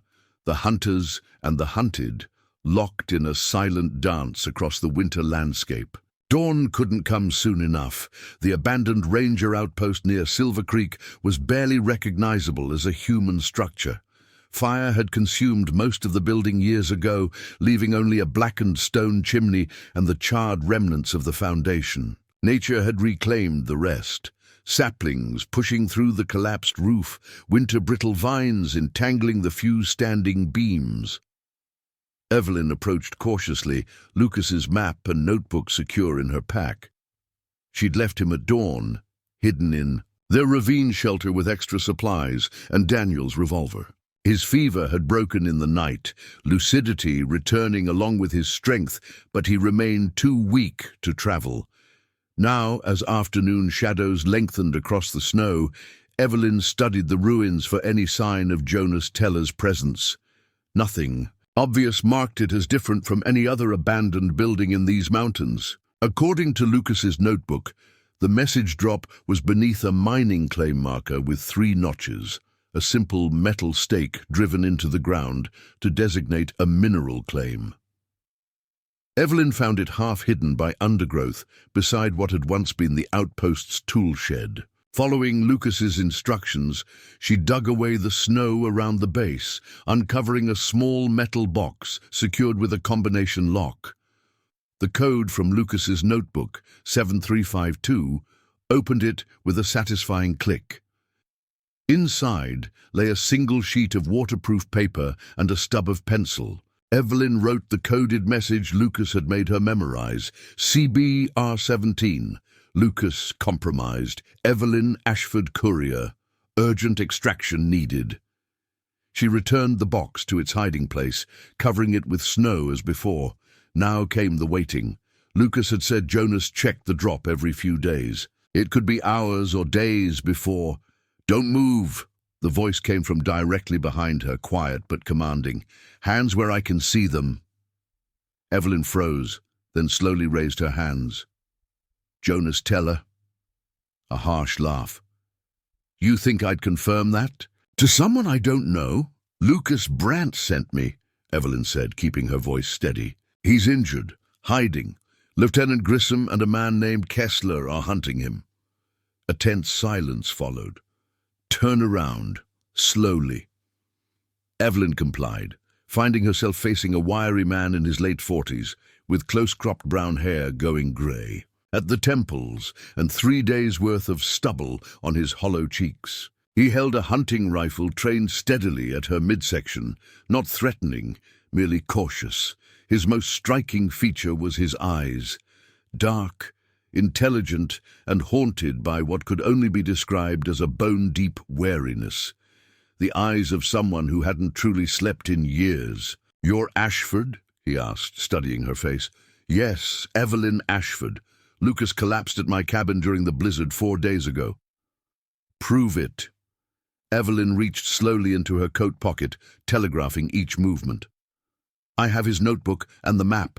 Teller's expression didn't change as she produced the items, but his posture shifted slightly. "Where is he now?" "A ravine about 5 miles northeast. Hidden, but not well enough. They're sweeping the forest systematically." Teller considered this, rifle still raised. Then, with a quick jerk of his head, "Follow me." He led her not toward the burned-out building as she'd expected, but circling behind it to where a massive fallen pine created a natural windbreak. Beneath its sprawling root system, nearly invisible, unless you knew exactly where to look, was a narrow opening in the earth. "Down there," Teller said. "Watch your head." The entrance led to a crude tunnel shored up with salvaged timbers, clearly part of the area's mining history, expanded and reinforced. After 20 feet of stooping, The passage opened into a surprisingly large chamber. It had once been a mine supervisor's office, carved directly into the mountainside. Now it served as Jonas Teller's bunker and operations center.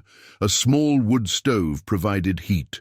Battery-powered lamps cast harsh shadows across walls covered entirely with maps, photographs, and documents. A shortwave radio sat on a makeshift desk alongside a manual typewriter and stacks of files. "Welcome to the truth," Teller said, securing the entrance behind them. He propped the rifle against the wall, but Evelyn noticed he kept it within easy reach. "How long have you been hiding here?" she asked, taking in the cramped but methodically organized space. "This location, 4 months." Teller moved to check the radio before turning back to her. "But I've been underground for almost 2 years. He studied Lucas's notebook, flipping through pages with practiced efficiency. He found more than I expected. The Bitterroot operation was supposed to be one of their most secure sites.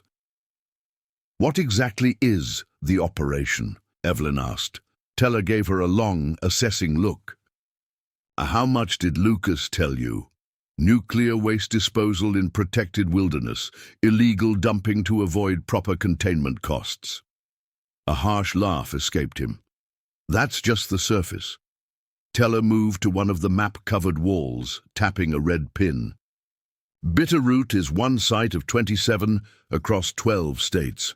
Everyone in a national forest, wilderness area, or parkland, places with restricted access, complicated jurisdiction, and minimal regular monitoring." He pulled down a thick file, opening it to reveal photographs that turned Evelyn's stomach.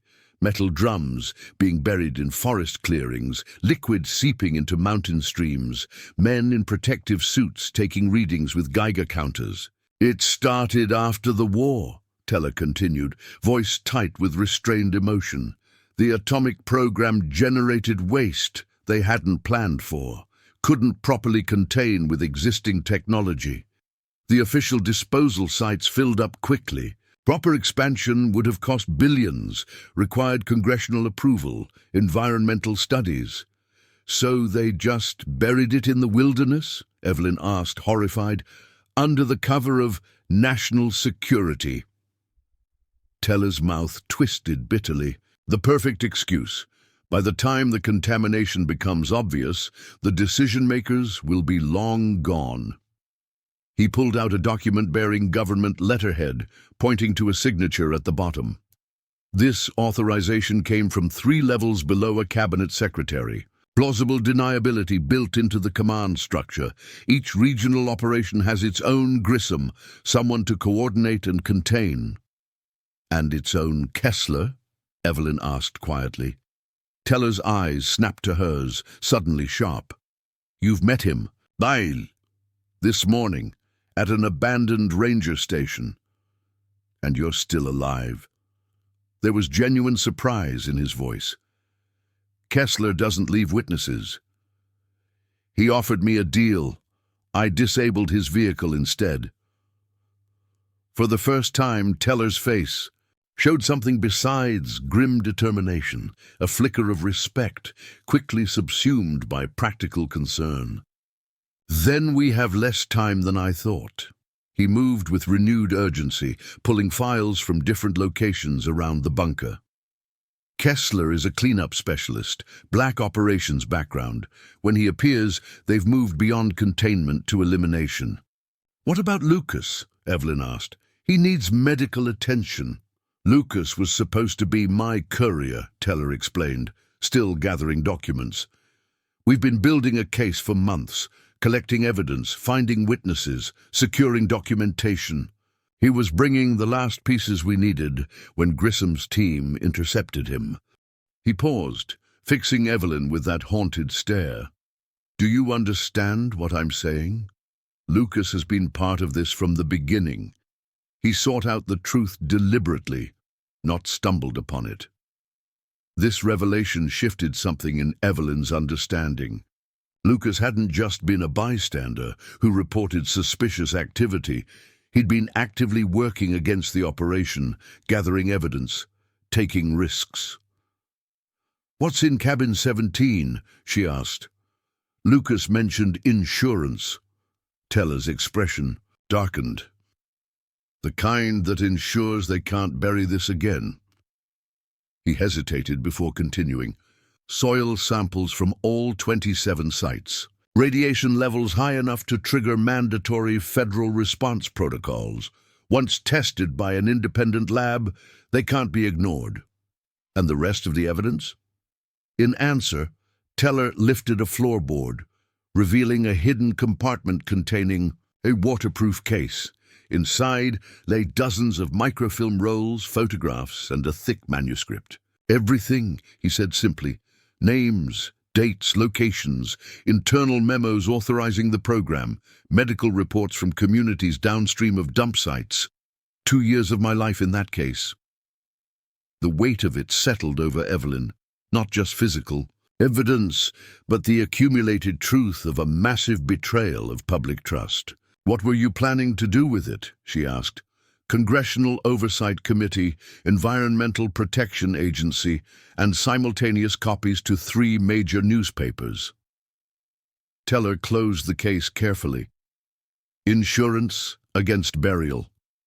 He turned to face her directly, his expression grave. "You understand what I'm offering you. This isn't just information, it's a target. Once you take this, they'll never stop hunting you, not just Grissom or Kessler, but the entire apparatus behind them." "I already have a target," Evelyn replied quietly, "the moment I pulled Lucas out of the snow." Teller nodded, acknowledging the truth of this.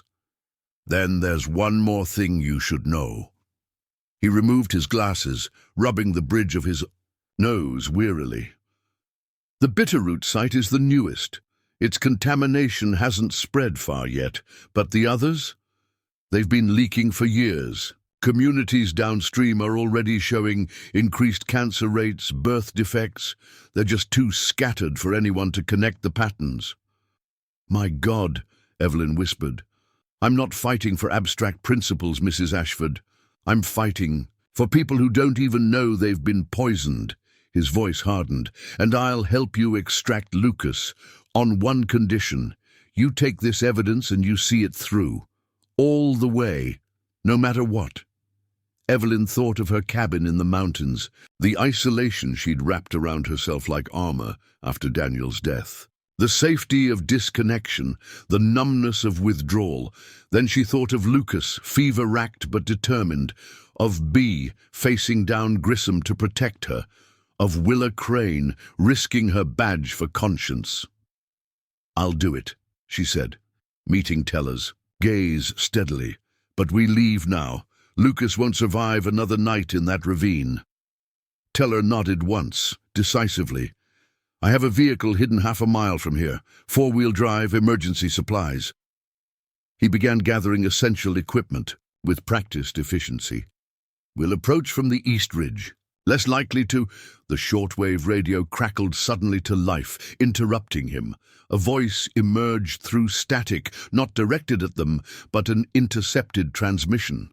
"Found signs of recent activity in Section 4, proceeding to the ravine coordinates now, awaiting further instructions." Teller's face went ashen. "That's a Forest Service frequency. They've found your hiding place." Evelyn was already moving, stuffing Lucas's notebook into her pack, alongside the evidence case Teller thrust into her hands. "How fast can we get there?" she demanded. "Too slow," Teller replied grimly, grabbing his rifle. "But we're going anyway." As they hurried through the tunnel toward daylight, Evelyn felt the weight of the case against her back, heavier than its physical presence, a burden of truth that would change everything. Behind them, the radio continued to transmit. The methodical voice of the hunt. Ahead lay a race against time and Kessler's relentless efficiency. And somewhere between, Lucas waited, unaware that his sanctuary had been compromised.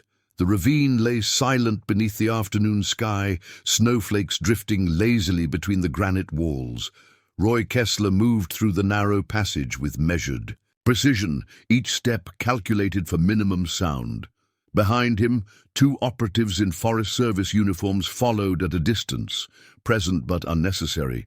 Kessler preferred to work alone. The tent was exactly where the surveillance team had reported, nestled beneath a rock overhang, nearly invisible against the stone backdrop.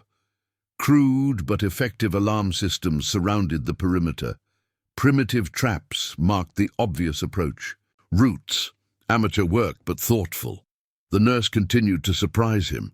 Kessler bypassed the defenses with practiced ease, neutralizing each trigger point without activating it. When he reached the tent, he paused, head tilted, listening, labored. Breathing from within, one occupant, male. In a single fluid motion, Kessler unzipped the tent and stepped inside, pistol raised. Lucas Brandt lay on a makeshift bed of pine boughs, struggling to sit upright. The ranger's condition had improved since their last encounter. His eyes clear despite the pain evident in his face, the fever broken. The improvement would be temporary.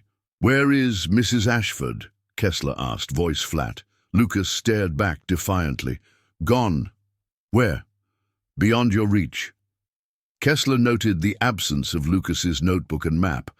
The woman had taken them, likely, headed for one of Teller's contact points. A complication, but manageable. "It's over, Ranger Brandt," Kessler said, crouching just inside the tent entrance. "You've lost." "Have I?" Despite his weakness, Lucas managed a grim smile. "Evelyn has the evidence. She'll make sure it reaches the right people. No one will believe her." Kessler's tone remained conversational, as if discussing the weather.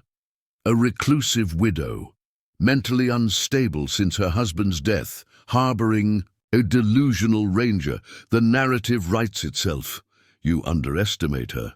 "I've accounted for her," Kessler corrected, "just as I've accounted for Jonas Teller and his network of misguided whistleblowers." Something changed in Lucas's expression. "You know about Jonas?" "We've always known." Kessler removed his glasses, polishing them methodically with a handkerchief. "His operation has been monitored since the beginning. We allowed it to continue because it identified sympathizers who might otherwise have remained hidden." "Then why try to kill me?" Lucas demanded. "Why not just watch me too?" Kessler replaced his glasses precisely. "You crossed a line. The Bitterroot site is critical infrastructure, too sensitive for even passive surveillance.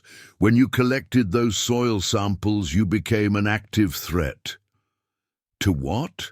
National security?" Lucas's voice dripped with contempt. "You're poisoning American soil, American water."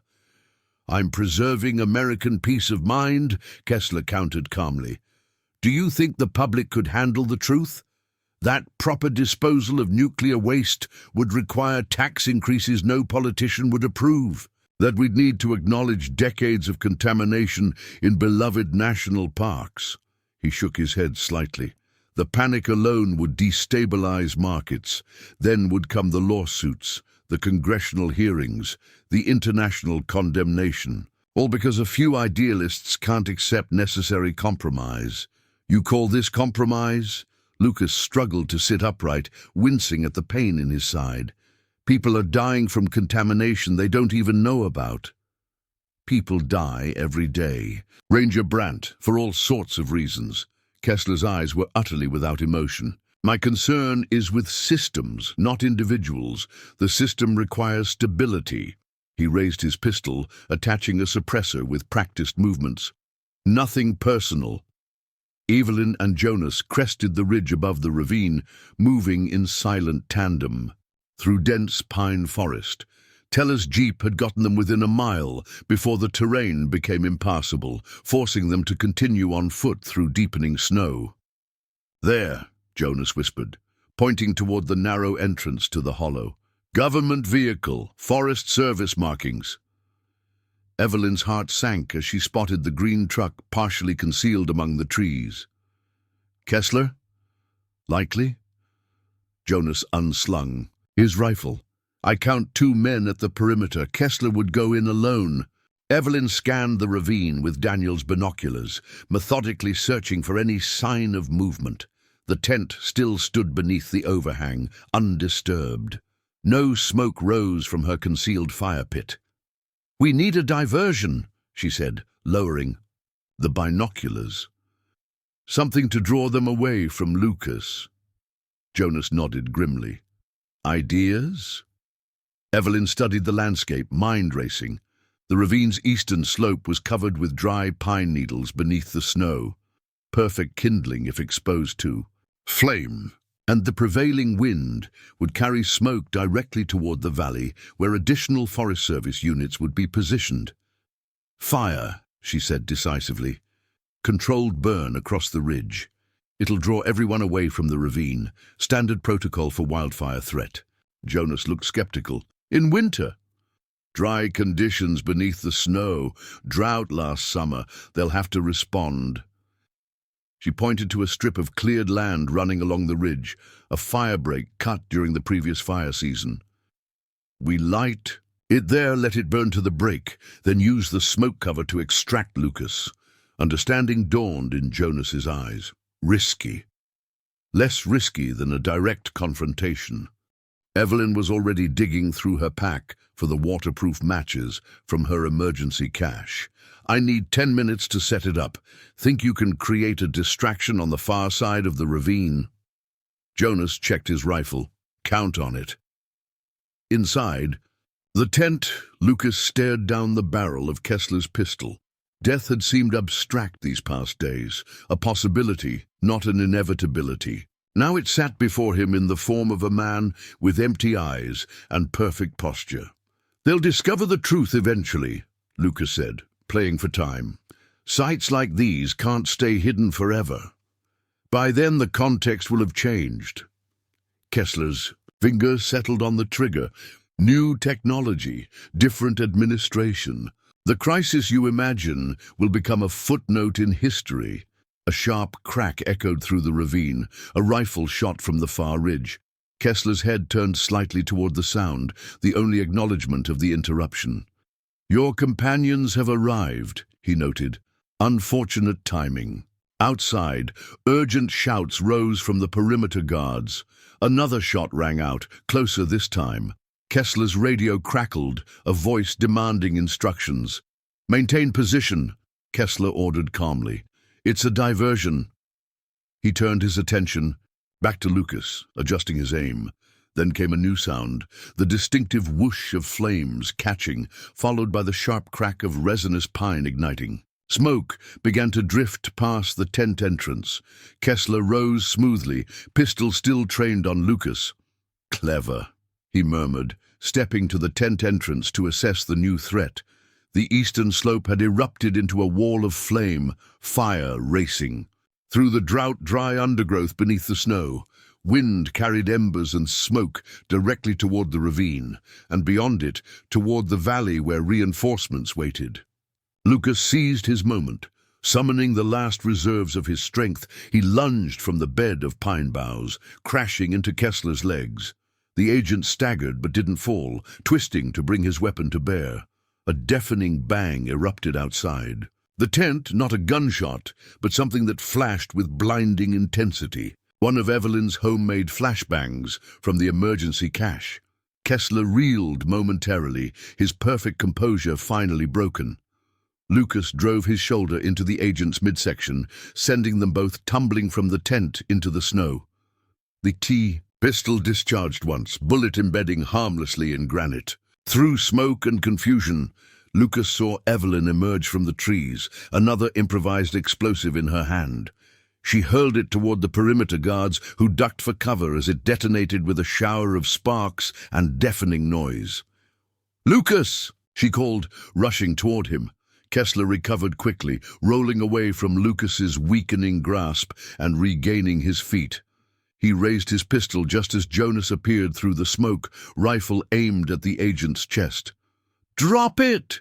Jonas ordered. For a fraction of a second, Kessler seemed to calculate the odds.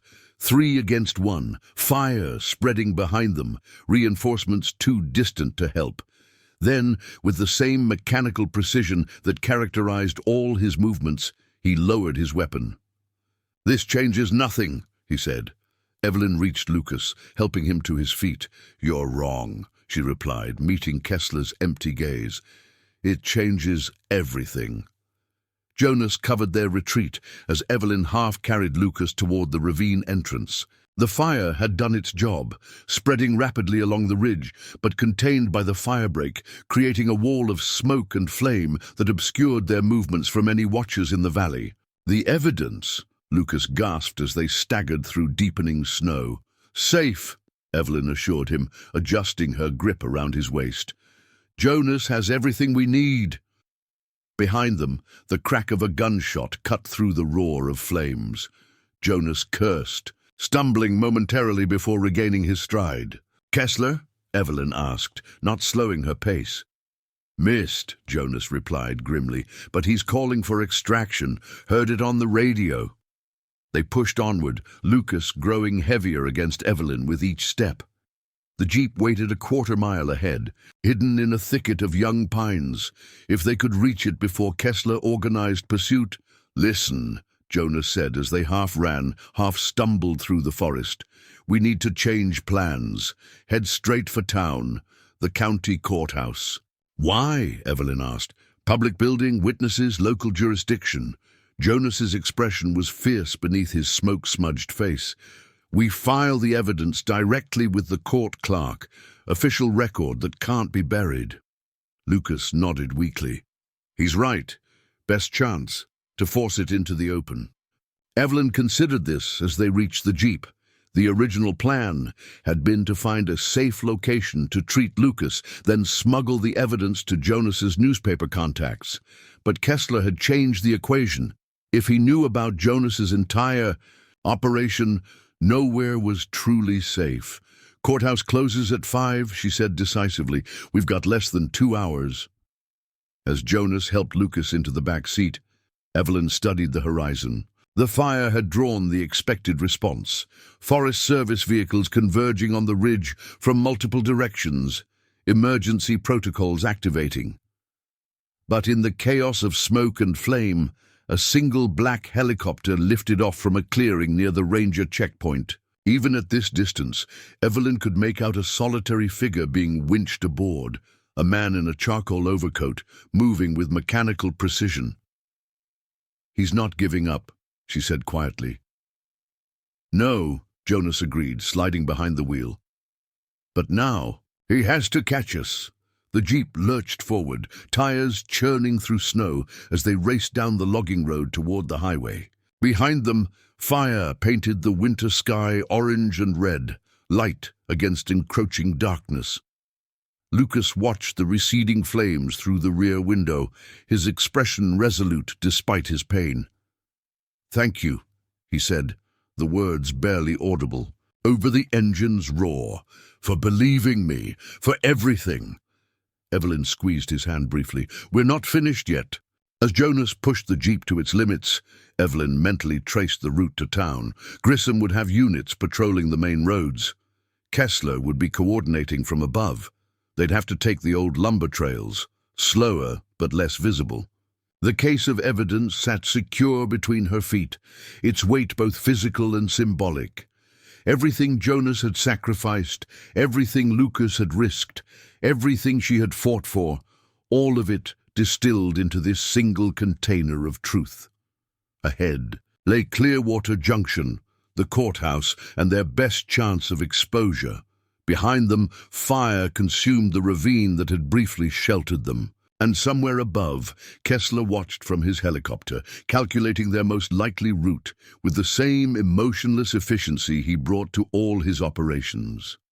The race had begun in earnest now, not just for survival, but for truth itself. The Bitterroot River cut through the valley like a silver blade, its normally rushing waters partially frozen in winter's grip. From their vantage point on the ridge, Evelyn could see the main bridge clearly and the 3 Forest Service vehicles blocking it.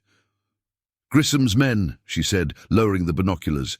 "They've sealed the direct route to town." Jonas cursed under his breath. The jeep sat hidden among dense pines a quarter-mile back, useless now that the roads were closed. Their plan to reach the courthouse before closing time had evaporated when they'd encountered the first roadblock. "There's another way," Lucas said, his voice stronger than it had been in days. The antibiotics had done their work, though he remained pale and moved with painful deliberation. "Emergency communications outpost on Cedar Ridge, maintained year-round. For fire season." Jonas nodded in recognition. "Satellite uplink, secured channel to regional headquarters." "And your transmitter?" Evelyn asked. "Would it work there?" "If I can access their equipment, I can upload the core files."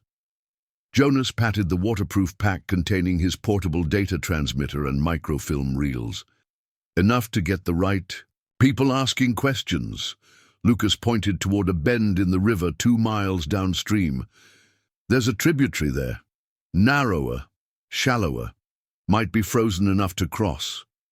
"Might be?" Evelyn asked. Lucas met her gaze steadily. "It's that or surrender." The decision made itself.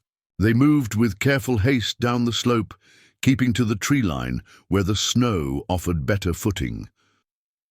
Lucas stumbled occasionally, but refused assistance, conserving his strength for what lay ahead.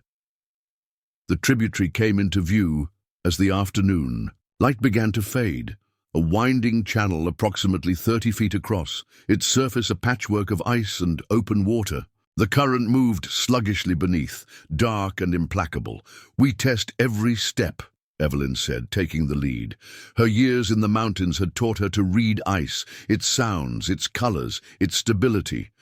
"Follow exactly where I walk." She found a fallen pine branch to test the thickness, moving onto the ice with deliberate caution. The surface creaked, but held.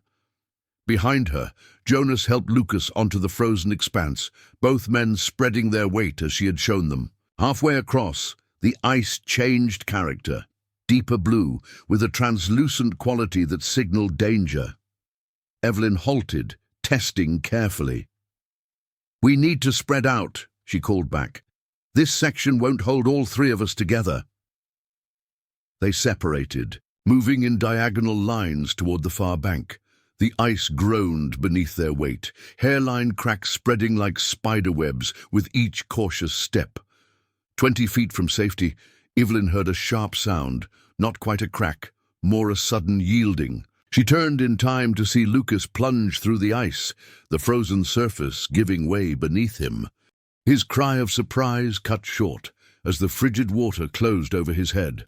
"Lucas!" Evelyn shouted, dropping flat to distribute her weight as she scrambled toward the hole. Jonas did the same, approaching from the opposite angle. Lucas surfaced, gasping, fingers clawing at the edge of the ice. The current tugged at him, threatening to pull him under and away. His eyes met Evelyn's, wide with shock and the sudden brutal reality of imminent death. Without hesitation, Evelyn slid forward on her stomach, extending the pine branch toward him. "Grab it!" she commanded. Lucas's numbing fingers closed around the wood. Evelyn pulled, Jonas adding his strength from the other side. The ice cracked. Further, water seeping up around them, but held just enough. With a final heave, they dragged Lucas onto solid ice, his clothes instantly freezing in the bitter air. His lips had already taken on a bluish tinge, violent shivers racking his body. "Hypothermia," Evelyn said tersely. "We need shelter, now." They half-carried, half-dragged Lucas across the remaining ice to the far bank. Beyond the trees, a gravel road wound upward toward Cedar Ridge and the communications outpost that represented their last hope. 20 minutes of brutal uphill travel brought them to a small clearing. The outpost stood on a rocky promontory, a simple structure of reinforced concrete with a satellite dish mounted on the roof. No vehicles were visible, but smoke rose from the chimney pipe. "Someone's inside," Jonas whispered. "No choice," Evelyn replied, supporting Lucas's increasingly unresponsive form. "He'll die without warmth." They approached the building openly, past caring about concealment. Evelyn pounded on the metal door with her free hand, ready to beg or threaten whoever answered. The door swung open to reveal a startled young ranger, barely out of his 20s. His eyes widened at the sight of Lucas, blue-lipped and drenched. "He fell through the ice," Evelyn said without preamble. "He needs help." The ranger hesitated only a moment before stepping aside. "Bring him in. There's a wood stove." Inside, the outpost was spartanly furnished, but blessedly warm. A potbelly stove radiated heat from the center of the main room. Radio equipment lined one wall, a satellite communications console occupying a small desk nearby. "Get those wet clothes off him," the young ranger instructed, moving to build up. "The fire. There are emergency blankets in that cabinet." Evelyn and Jonas worked quickly, stripping Lucas of his frozen garments and wrapping him in the metallic emergency blankets. Color gradually returned to his face as they positioned him. Near the stove, though his shivering continued unabated. "Thank you," Evelyn said to the ranger, who was heating water for tea. "What's your name?" "Mitchell," he replied, glancing nervously between them. "Look, I don't know what's going on, but there's an all-points alert out for 3 individuals, matching your description, something about fugitives and restricted areas." Jonas and Evelyn exchanged glances. The young man seemed genuinely concerned, not immediately hostile. "We're not criminals," Jonas said carefully. "We're whistleblowers, with evidence of illegal government activity that's putting lives at risk." Mitchell's expression registered skepticism, but he made no move toward the radio. "What kind of evidence?" In answer, Jonas removed a folder from his waterproof pack, sliding it across the table to Mitchell. Inside were photographs of barrel burials, soil sample results, and a map of contamination zones spreading into watershed areas.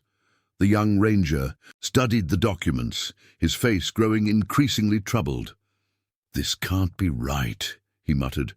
"The Forest Service wouldn't—" "Not the service itself," Lucas said weakly from his position by the stove. "A specialized division, using ranger credentials as cover." Recognition dawned in Mitchell's eyes as he looked more closely at Lucas. "You're Brandt, from the Bitterroot station." Lucas nodded. "I found out what they were doing. Reported it. Through channels." His laugh was bitter. "They tried to kill me for it." Mitchell set the folder down slowly. "What do you need from me?" "Access to your communications equipment," Jonas said. 10 minutes to upload evidence to people who can help." The young ranger hesitated, clearly weighing his oath against what he'd just seen. Whatever decision he might have reached became irrelevant as headlights swept across the windows, illuminating the room briefly before darkness returned. "Company," Evelyn said grimly, moving to the window. A Forest Service vehicle had pulled up outside. Lieutenant Grissom stepped out, followed by 2 uniformed men, not rangers. Their bearing was too rigid, their hands too close to concealed weapons. Mitchell looked panicked. "I have to report."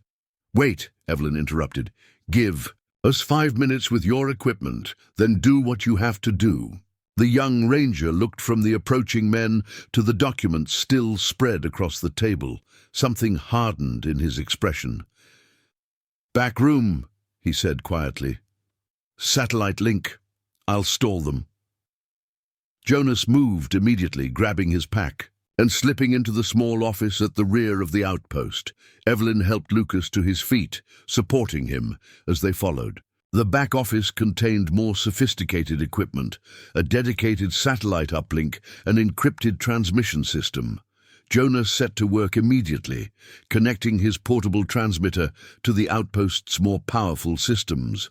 Through the thin wall, they heard the front door open, followed by Grissom's measured voice. "Ranger Mitchell, unusual weather for a posting at the emergency station." "Yes, sir," Mitchell replied, his voice admirably steady. "Rotating shift, drawing the short straw." "I see." A pause. "We're searching for 3 fugitives, believed to be in this immediate area, may have tried to contact you." "No, sir. Been quiet all day." Evelyn glanced at Jonas, who was working frantically to transfer data to the satellite system. His face glistened with sweat despite the cold as his fingers flew across the controls. 2 minutes, he whispered. The conversation continued in the main room. Grissom's tone remained professional, but an edge had crept in. "Mind if we have a look around, Ranger Mitchell? Standard procedure." "Of course, sir. Though, I've got equipment diagnostics running in the back office. System gets twitchy if interrupted." A thin excuse, but it bought precious seconds. Jonas activated the transmitter, a sequence of lights illuminating across its surface as data began uploading. The evidence package had been prepared long in advance. Soil samples, data, internal memos, location coordinates, everything Jonas had meticulously compiled over 2 years. Now it streamed upward to a satellite and outward to 3 separate recipients: a congressional aide, an environmental protection official, and a newspaper editor who had once been Jonas's colleague. Lucas struggled to his feet, color returning to his face as he shed the emergency blankets. "They'll check back here any second," he whispered. "I'll buy you time." Before Evelyn could protest, he slipped through the door into the main room. They heard his voice, steady despite his weakness. "Lieutenant Grissom, looking for me?" Jonas cursed under his breath. 70% uploaded, he muttered. "Need another minute." Grissom's voice hardened. "Brandt, where are the others?" "Gone," Lucas replied. "They crossed the river hours ago. I couldn't keep up." A shuffling sound, then Mitchell's surprised voice. "Sir, he's injured, suffering from hypothermia." "That's not your concern, Ranger," Grissom snapped. Then to Lucas, "I don't believe you. Where's the evidence?" The transmission bar reached 80%. Jonas watched it with frantic intensity, as if willpower alone could speed the data transfer. 90, he whispered. "Almost there." Evelyn made her decision. Taking a deep breath, she stepped through the door into the main room, leaving Jonas to complete the upload. The scene froze momentarily as she entered. Grissom stood by the door, his 2 men flanking him with hands near their weapons. Lucas leaned against the wall for support, while Mitchell looked trapped between confusion and alarm. "Mrs. Ashford," Grissom said, recovering quickly, "I thought you might be nearby." "It's over, Lieutenant," Evelyn replied calmly. "The evidence is already transmitting. Global positioning data for all 27 dump sites, soil samples, internal memos, all of it." Grissom's expression didn't change, but something in his eyes did. A flicker of resignation quickly masked. "You have no idea what you're interfering with. The systems in place are poisoning people," Evelyn cut in. "Children downstream from these sites are already showing symptoms of radiation exposure. How do you justify that?" For the first time, Grissom's professional facade cracked slightly. "There were no viable alternatives," he said, his voice lower. "The waste had to go somewhere. Congress wouldn't fund proper containment facilities. The military demanded solutions, not excuses." "So you buried it in wilderness areas, in watersheds?" Evelyn took a step forward. "You were supposed to protect these lands." "I was following orders," Grissom replied, but the conviction in his voice had wavered. "Doing my duty." "Your duty was to the public," Lucas said quietly. "To the truth." Grissom's radio crackled, drawing his attention momentarily. As he reached for it, Jonas appeared in the doorway behind Evelyn, a small red light blinking on the transmitter in his hand. "It's done," he said simply. 3 separate recipients. Transmission complete and confirmed. Something changed in Grissom's demeanor, a subtle shift from authority to calculation. His hand moved from his radio to inside his jacket. "Then we have nothing left to discuss," he said flatly. Lucas lurched forward, putting himself between Grissom and Evelyn. "Don't," he warned. "It won't undo what's been done." A tense silence filled the room, broken only by the crackling of the wood stove. Mitchell had edged toward the communications console, his hand hovering near an emergency call button. After what seemed an eternity, Grissom slowly withdrew his empty hand. "You've made a terrible mistake," he said quietly. "Not everything is as black and white as you believe." "Maybe not," Evelyn acknowledged, "but some things are. Poisoning land and water for convenience is wrong. Silencing people who speak up is wrong. You know it, Lieutenant." The radio at Grissom's belt crackled again, more insistently. This time, he answered it, turning slightly away. The conversation was brief, his expression darkening with each passing second. When he faced them again, something had changed. Defeat had settled into the lines of his face. "That was headquarters," he said flatly. "They've received inquiries from a congressional office regarding nuclear waste disposal in protected wilderness." A humorless smile twisted his lips. "It seems your transmission was received." Jonas's transmitter emitted a soft beep, the red light changing to steady green. Someone had accessed the data, read it, understood its implications, and acted upon it. "It's over," Jonas said simply.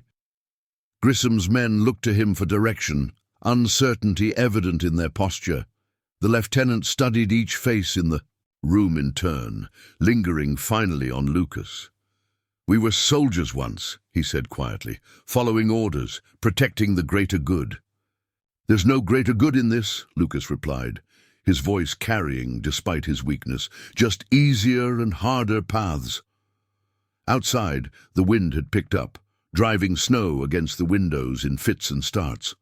Within the outpost, the balance of power had shifted irrevocably. Grissom knew it. His men knew it. Most importantly, Evelyn, Lucas, and Jonas knew it.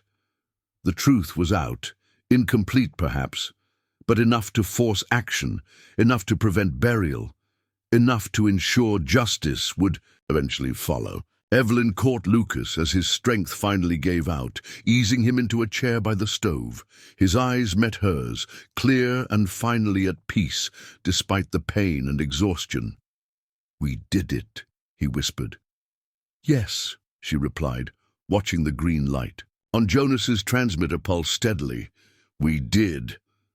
The burden of truth had crossed the river with them, through ice and current, through fire and pursuit, through doubt and fear. Now, at last, it had found its destination. The crossing was complete. April brought the first real thaw to the Bitterroot Mountains. Snow retreated up the slopes inch by inch, revealing the muddy promise of renewal beneath. Evelyn Ashford stood on her cabin porch, watching as a pair of ravens circled overhead, their harsh calls echoing across the valley. 3 months had passed since that night at the Ranger outpost. 3 months of congressional inquiries, closed-door testimonies, and headlines that flared briefly before being overshadowed by the next crisis. The nuclear waste dumping story had broken nationally, then internationally, sparking outrage, denial, and finally the inevitable government promises of investigation. Evelyn had testified twice, both times anonymously and under guard. She knew the risks. Kessler had disappeared after that night, but men like him never truly vanished. They merely waited in different shadows. She turned at the sound of tires on gravel. A county sheriff's vehicle wound up the access road, familiar now after multiple visits over the past months.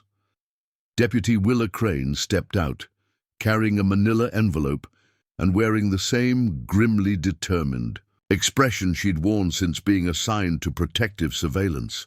"Morning, Evelyn," Willa called, mounting the steps. "Perimeter checks out clear." "You don't have to keep doing this," Evelyn replied. But the protest had become routine, rather than genuine. They both knew the danger hadn't passed.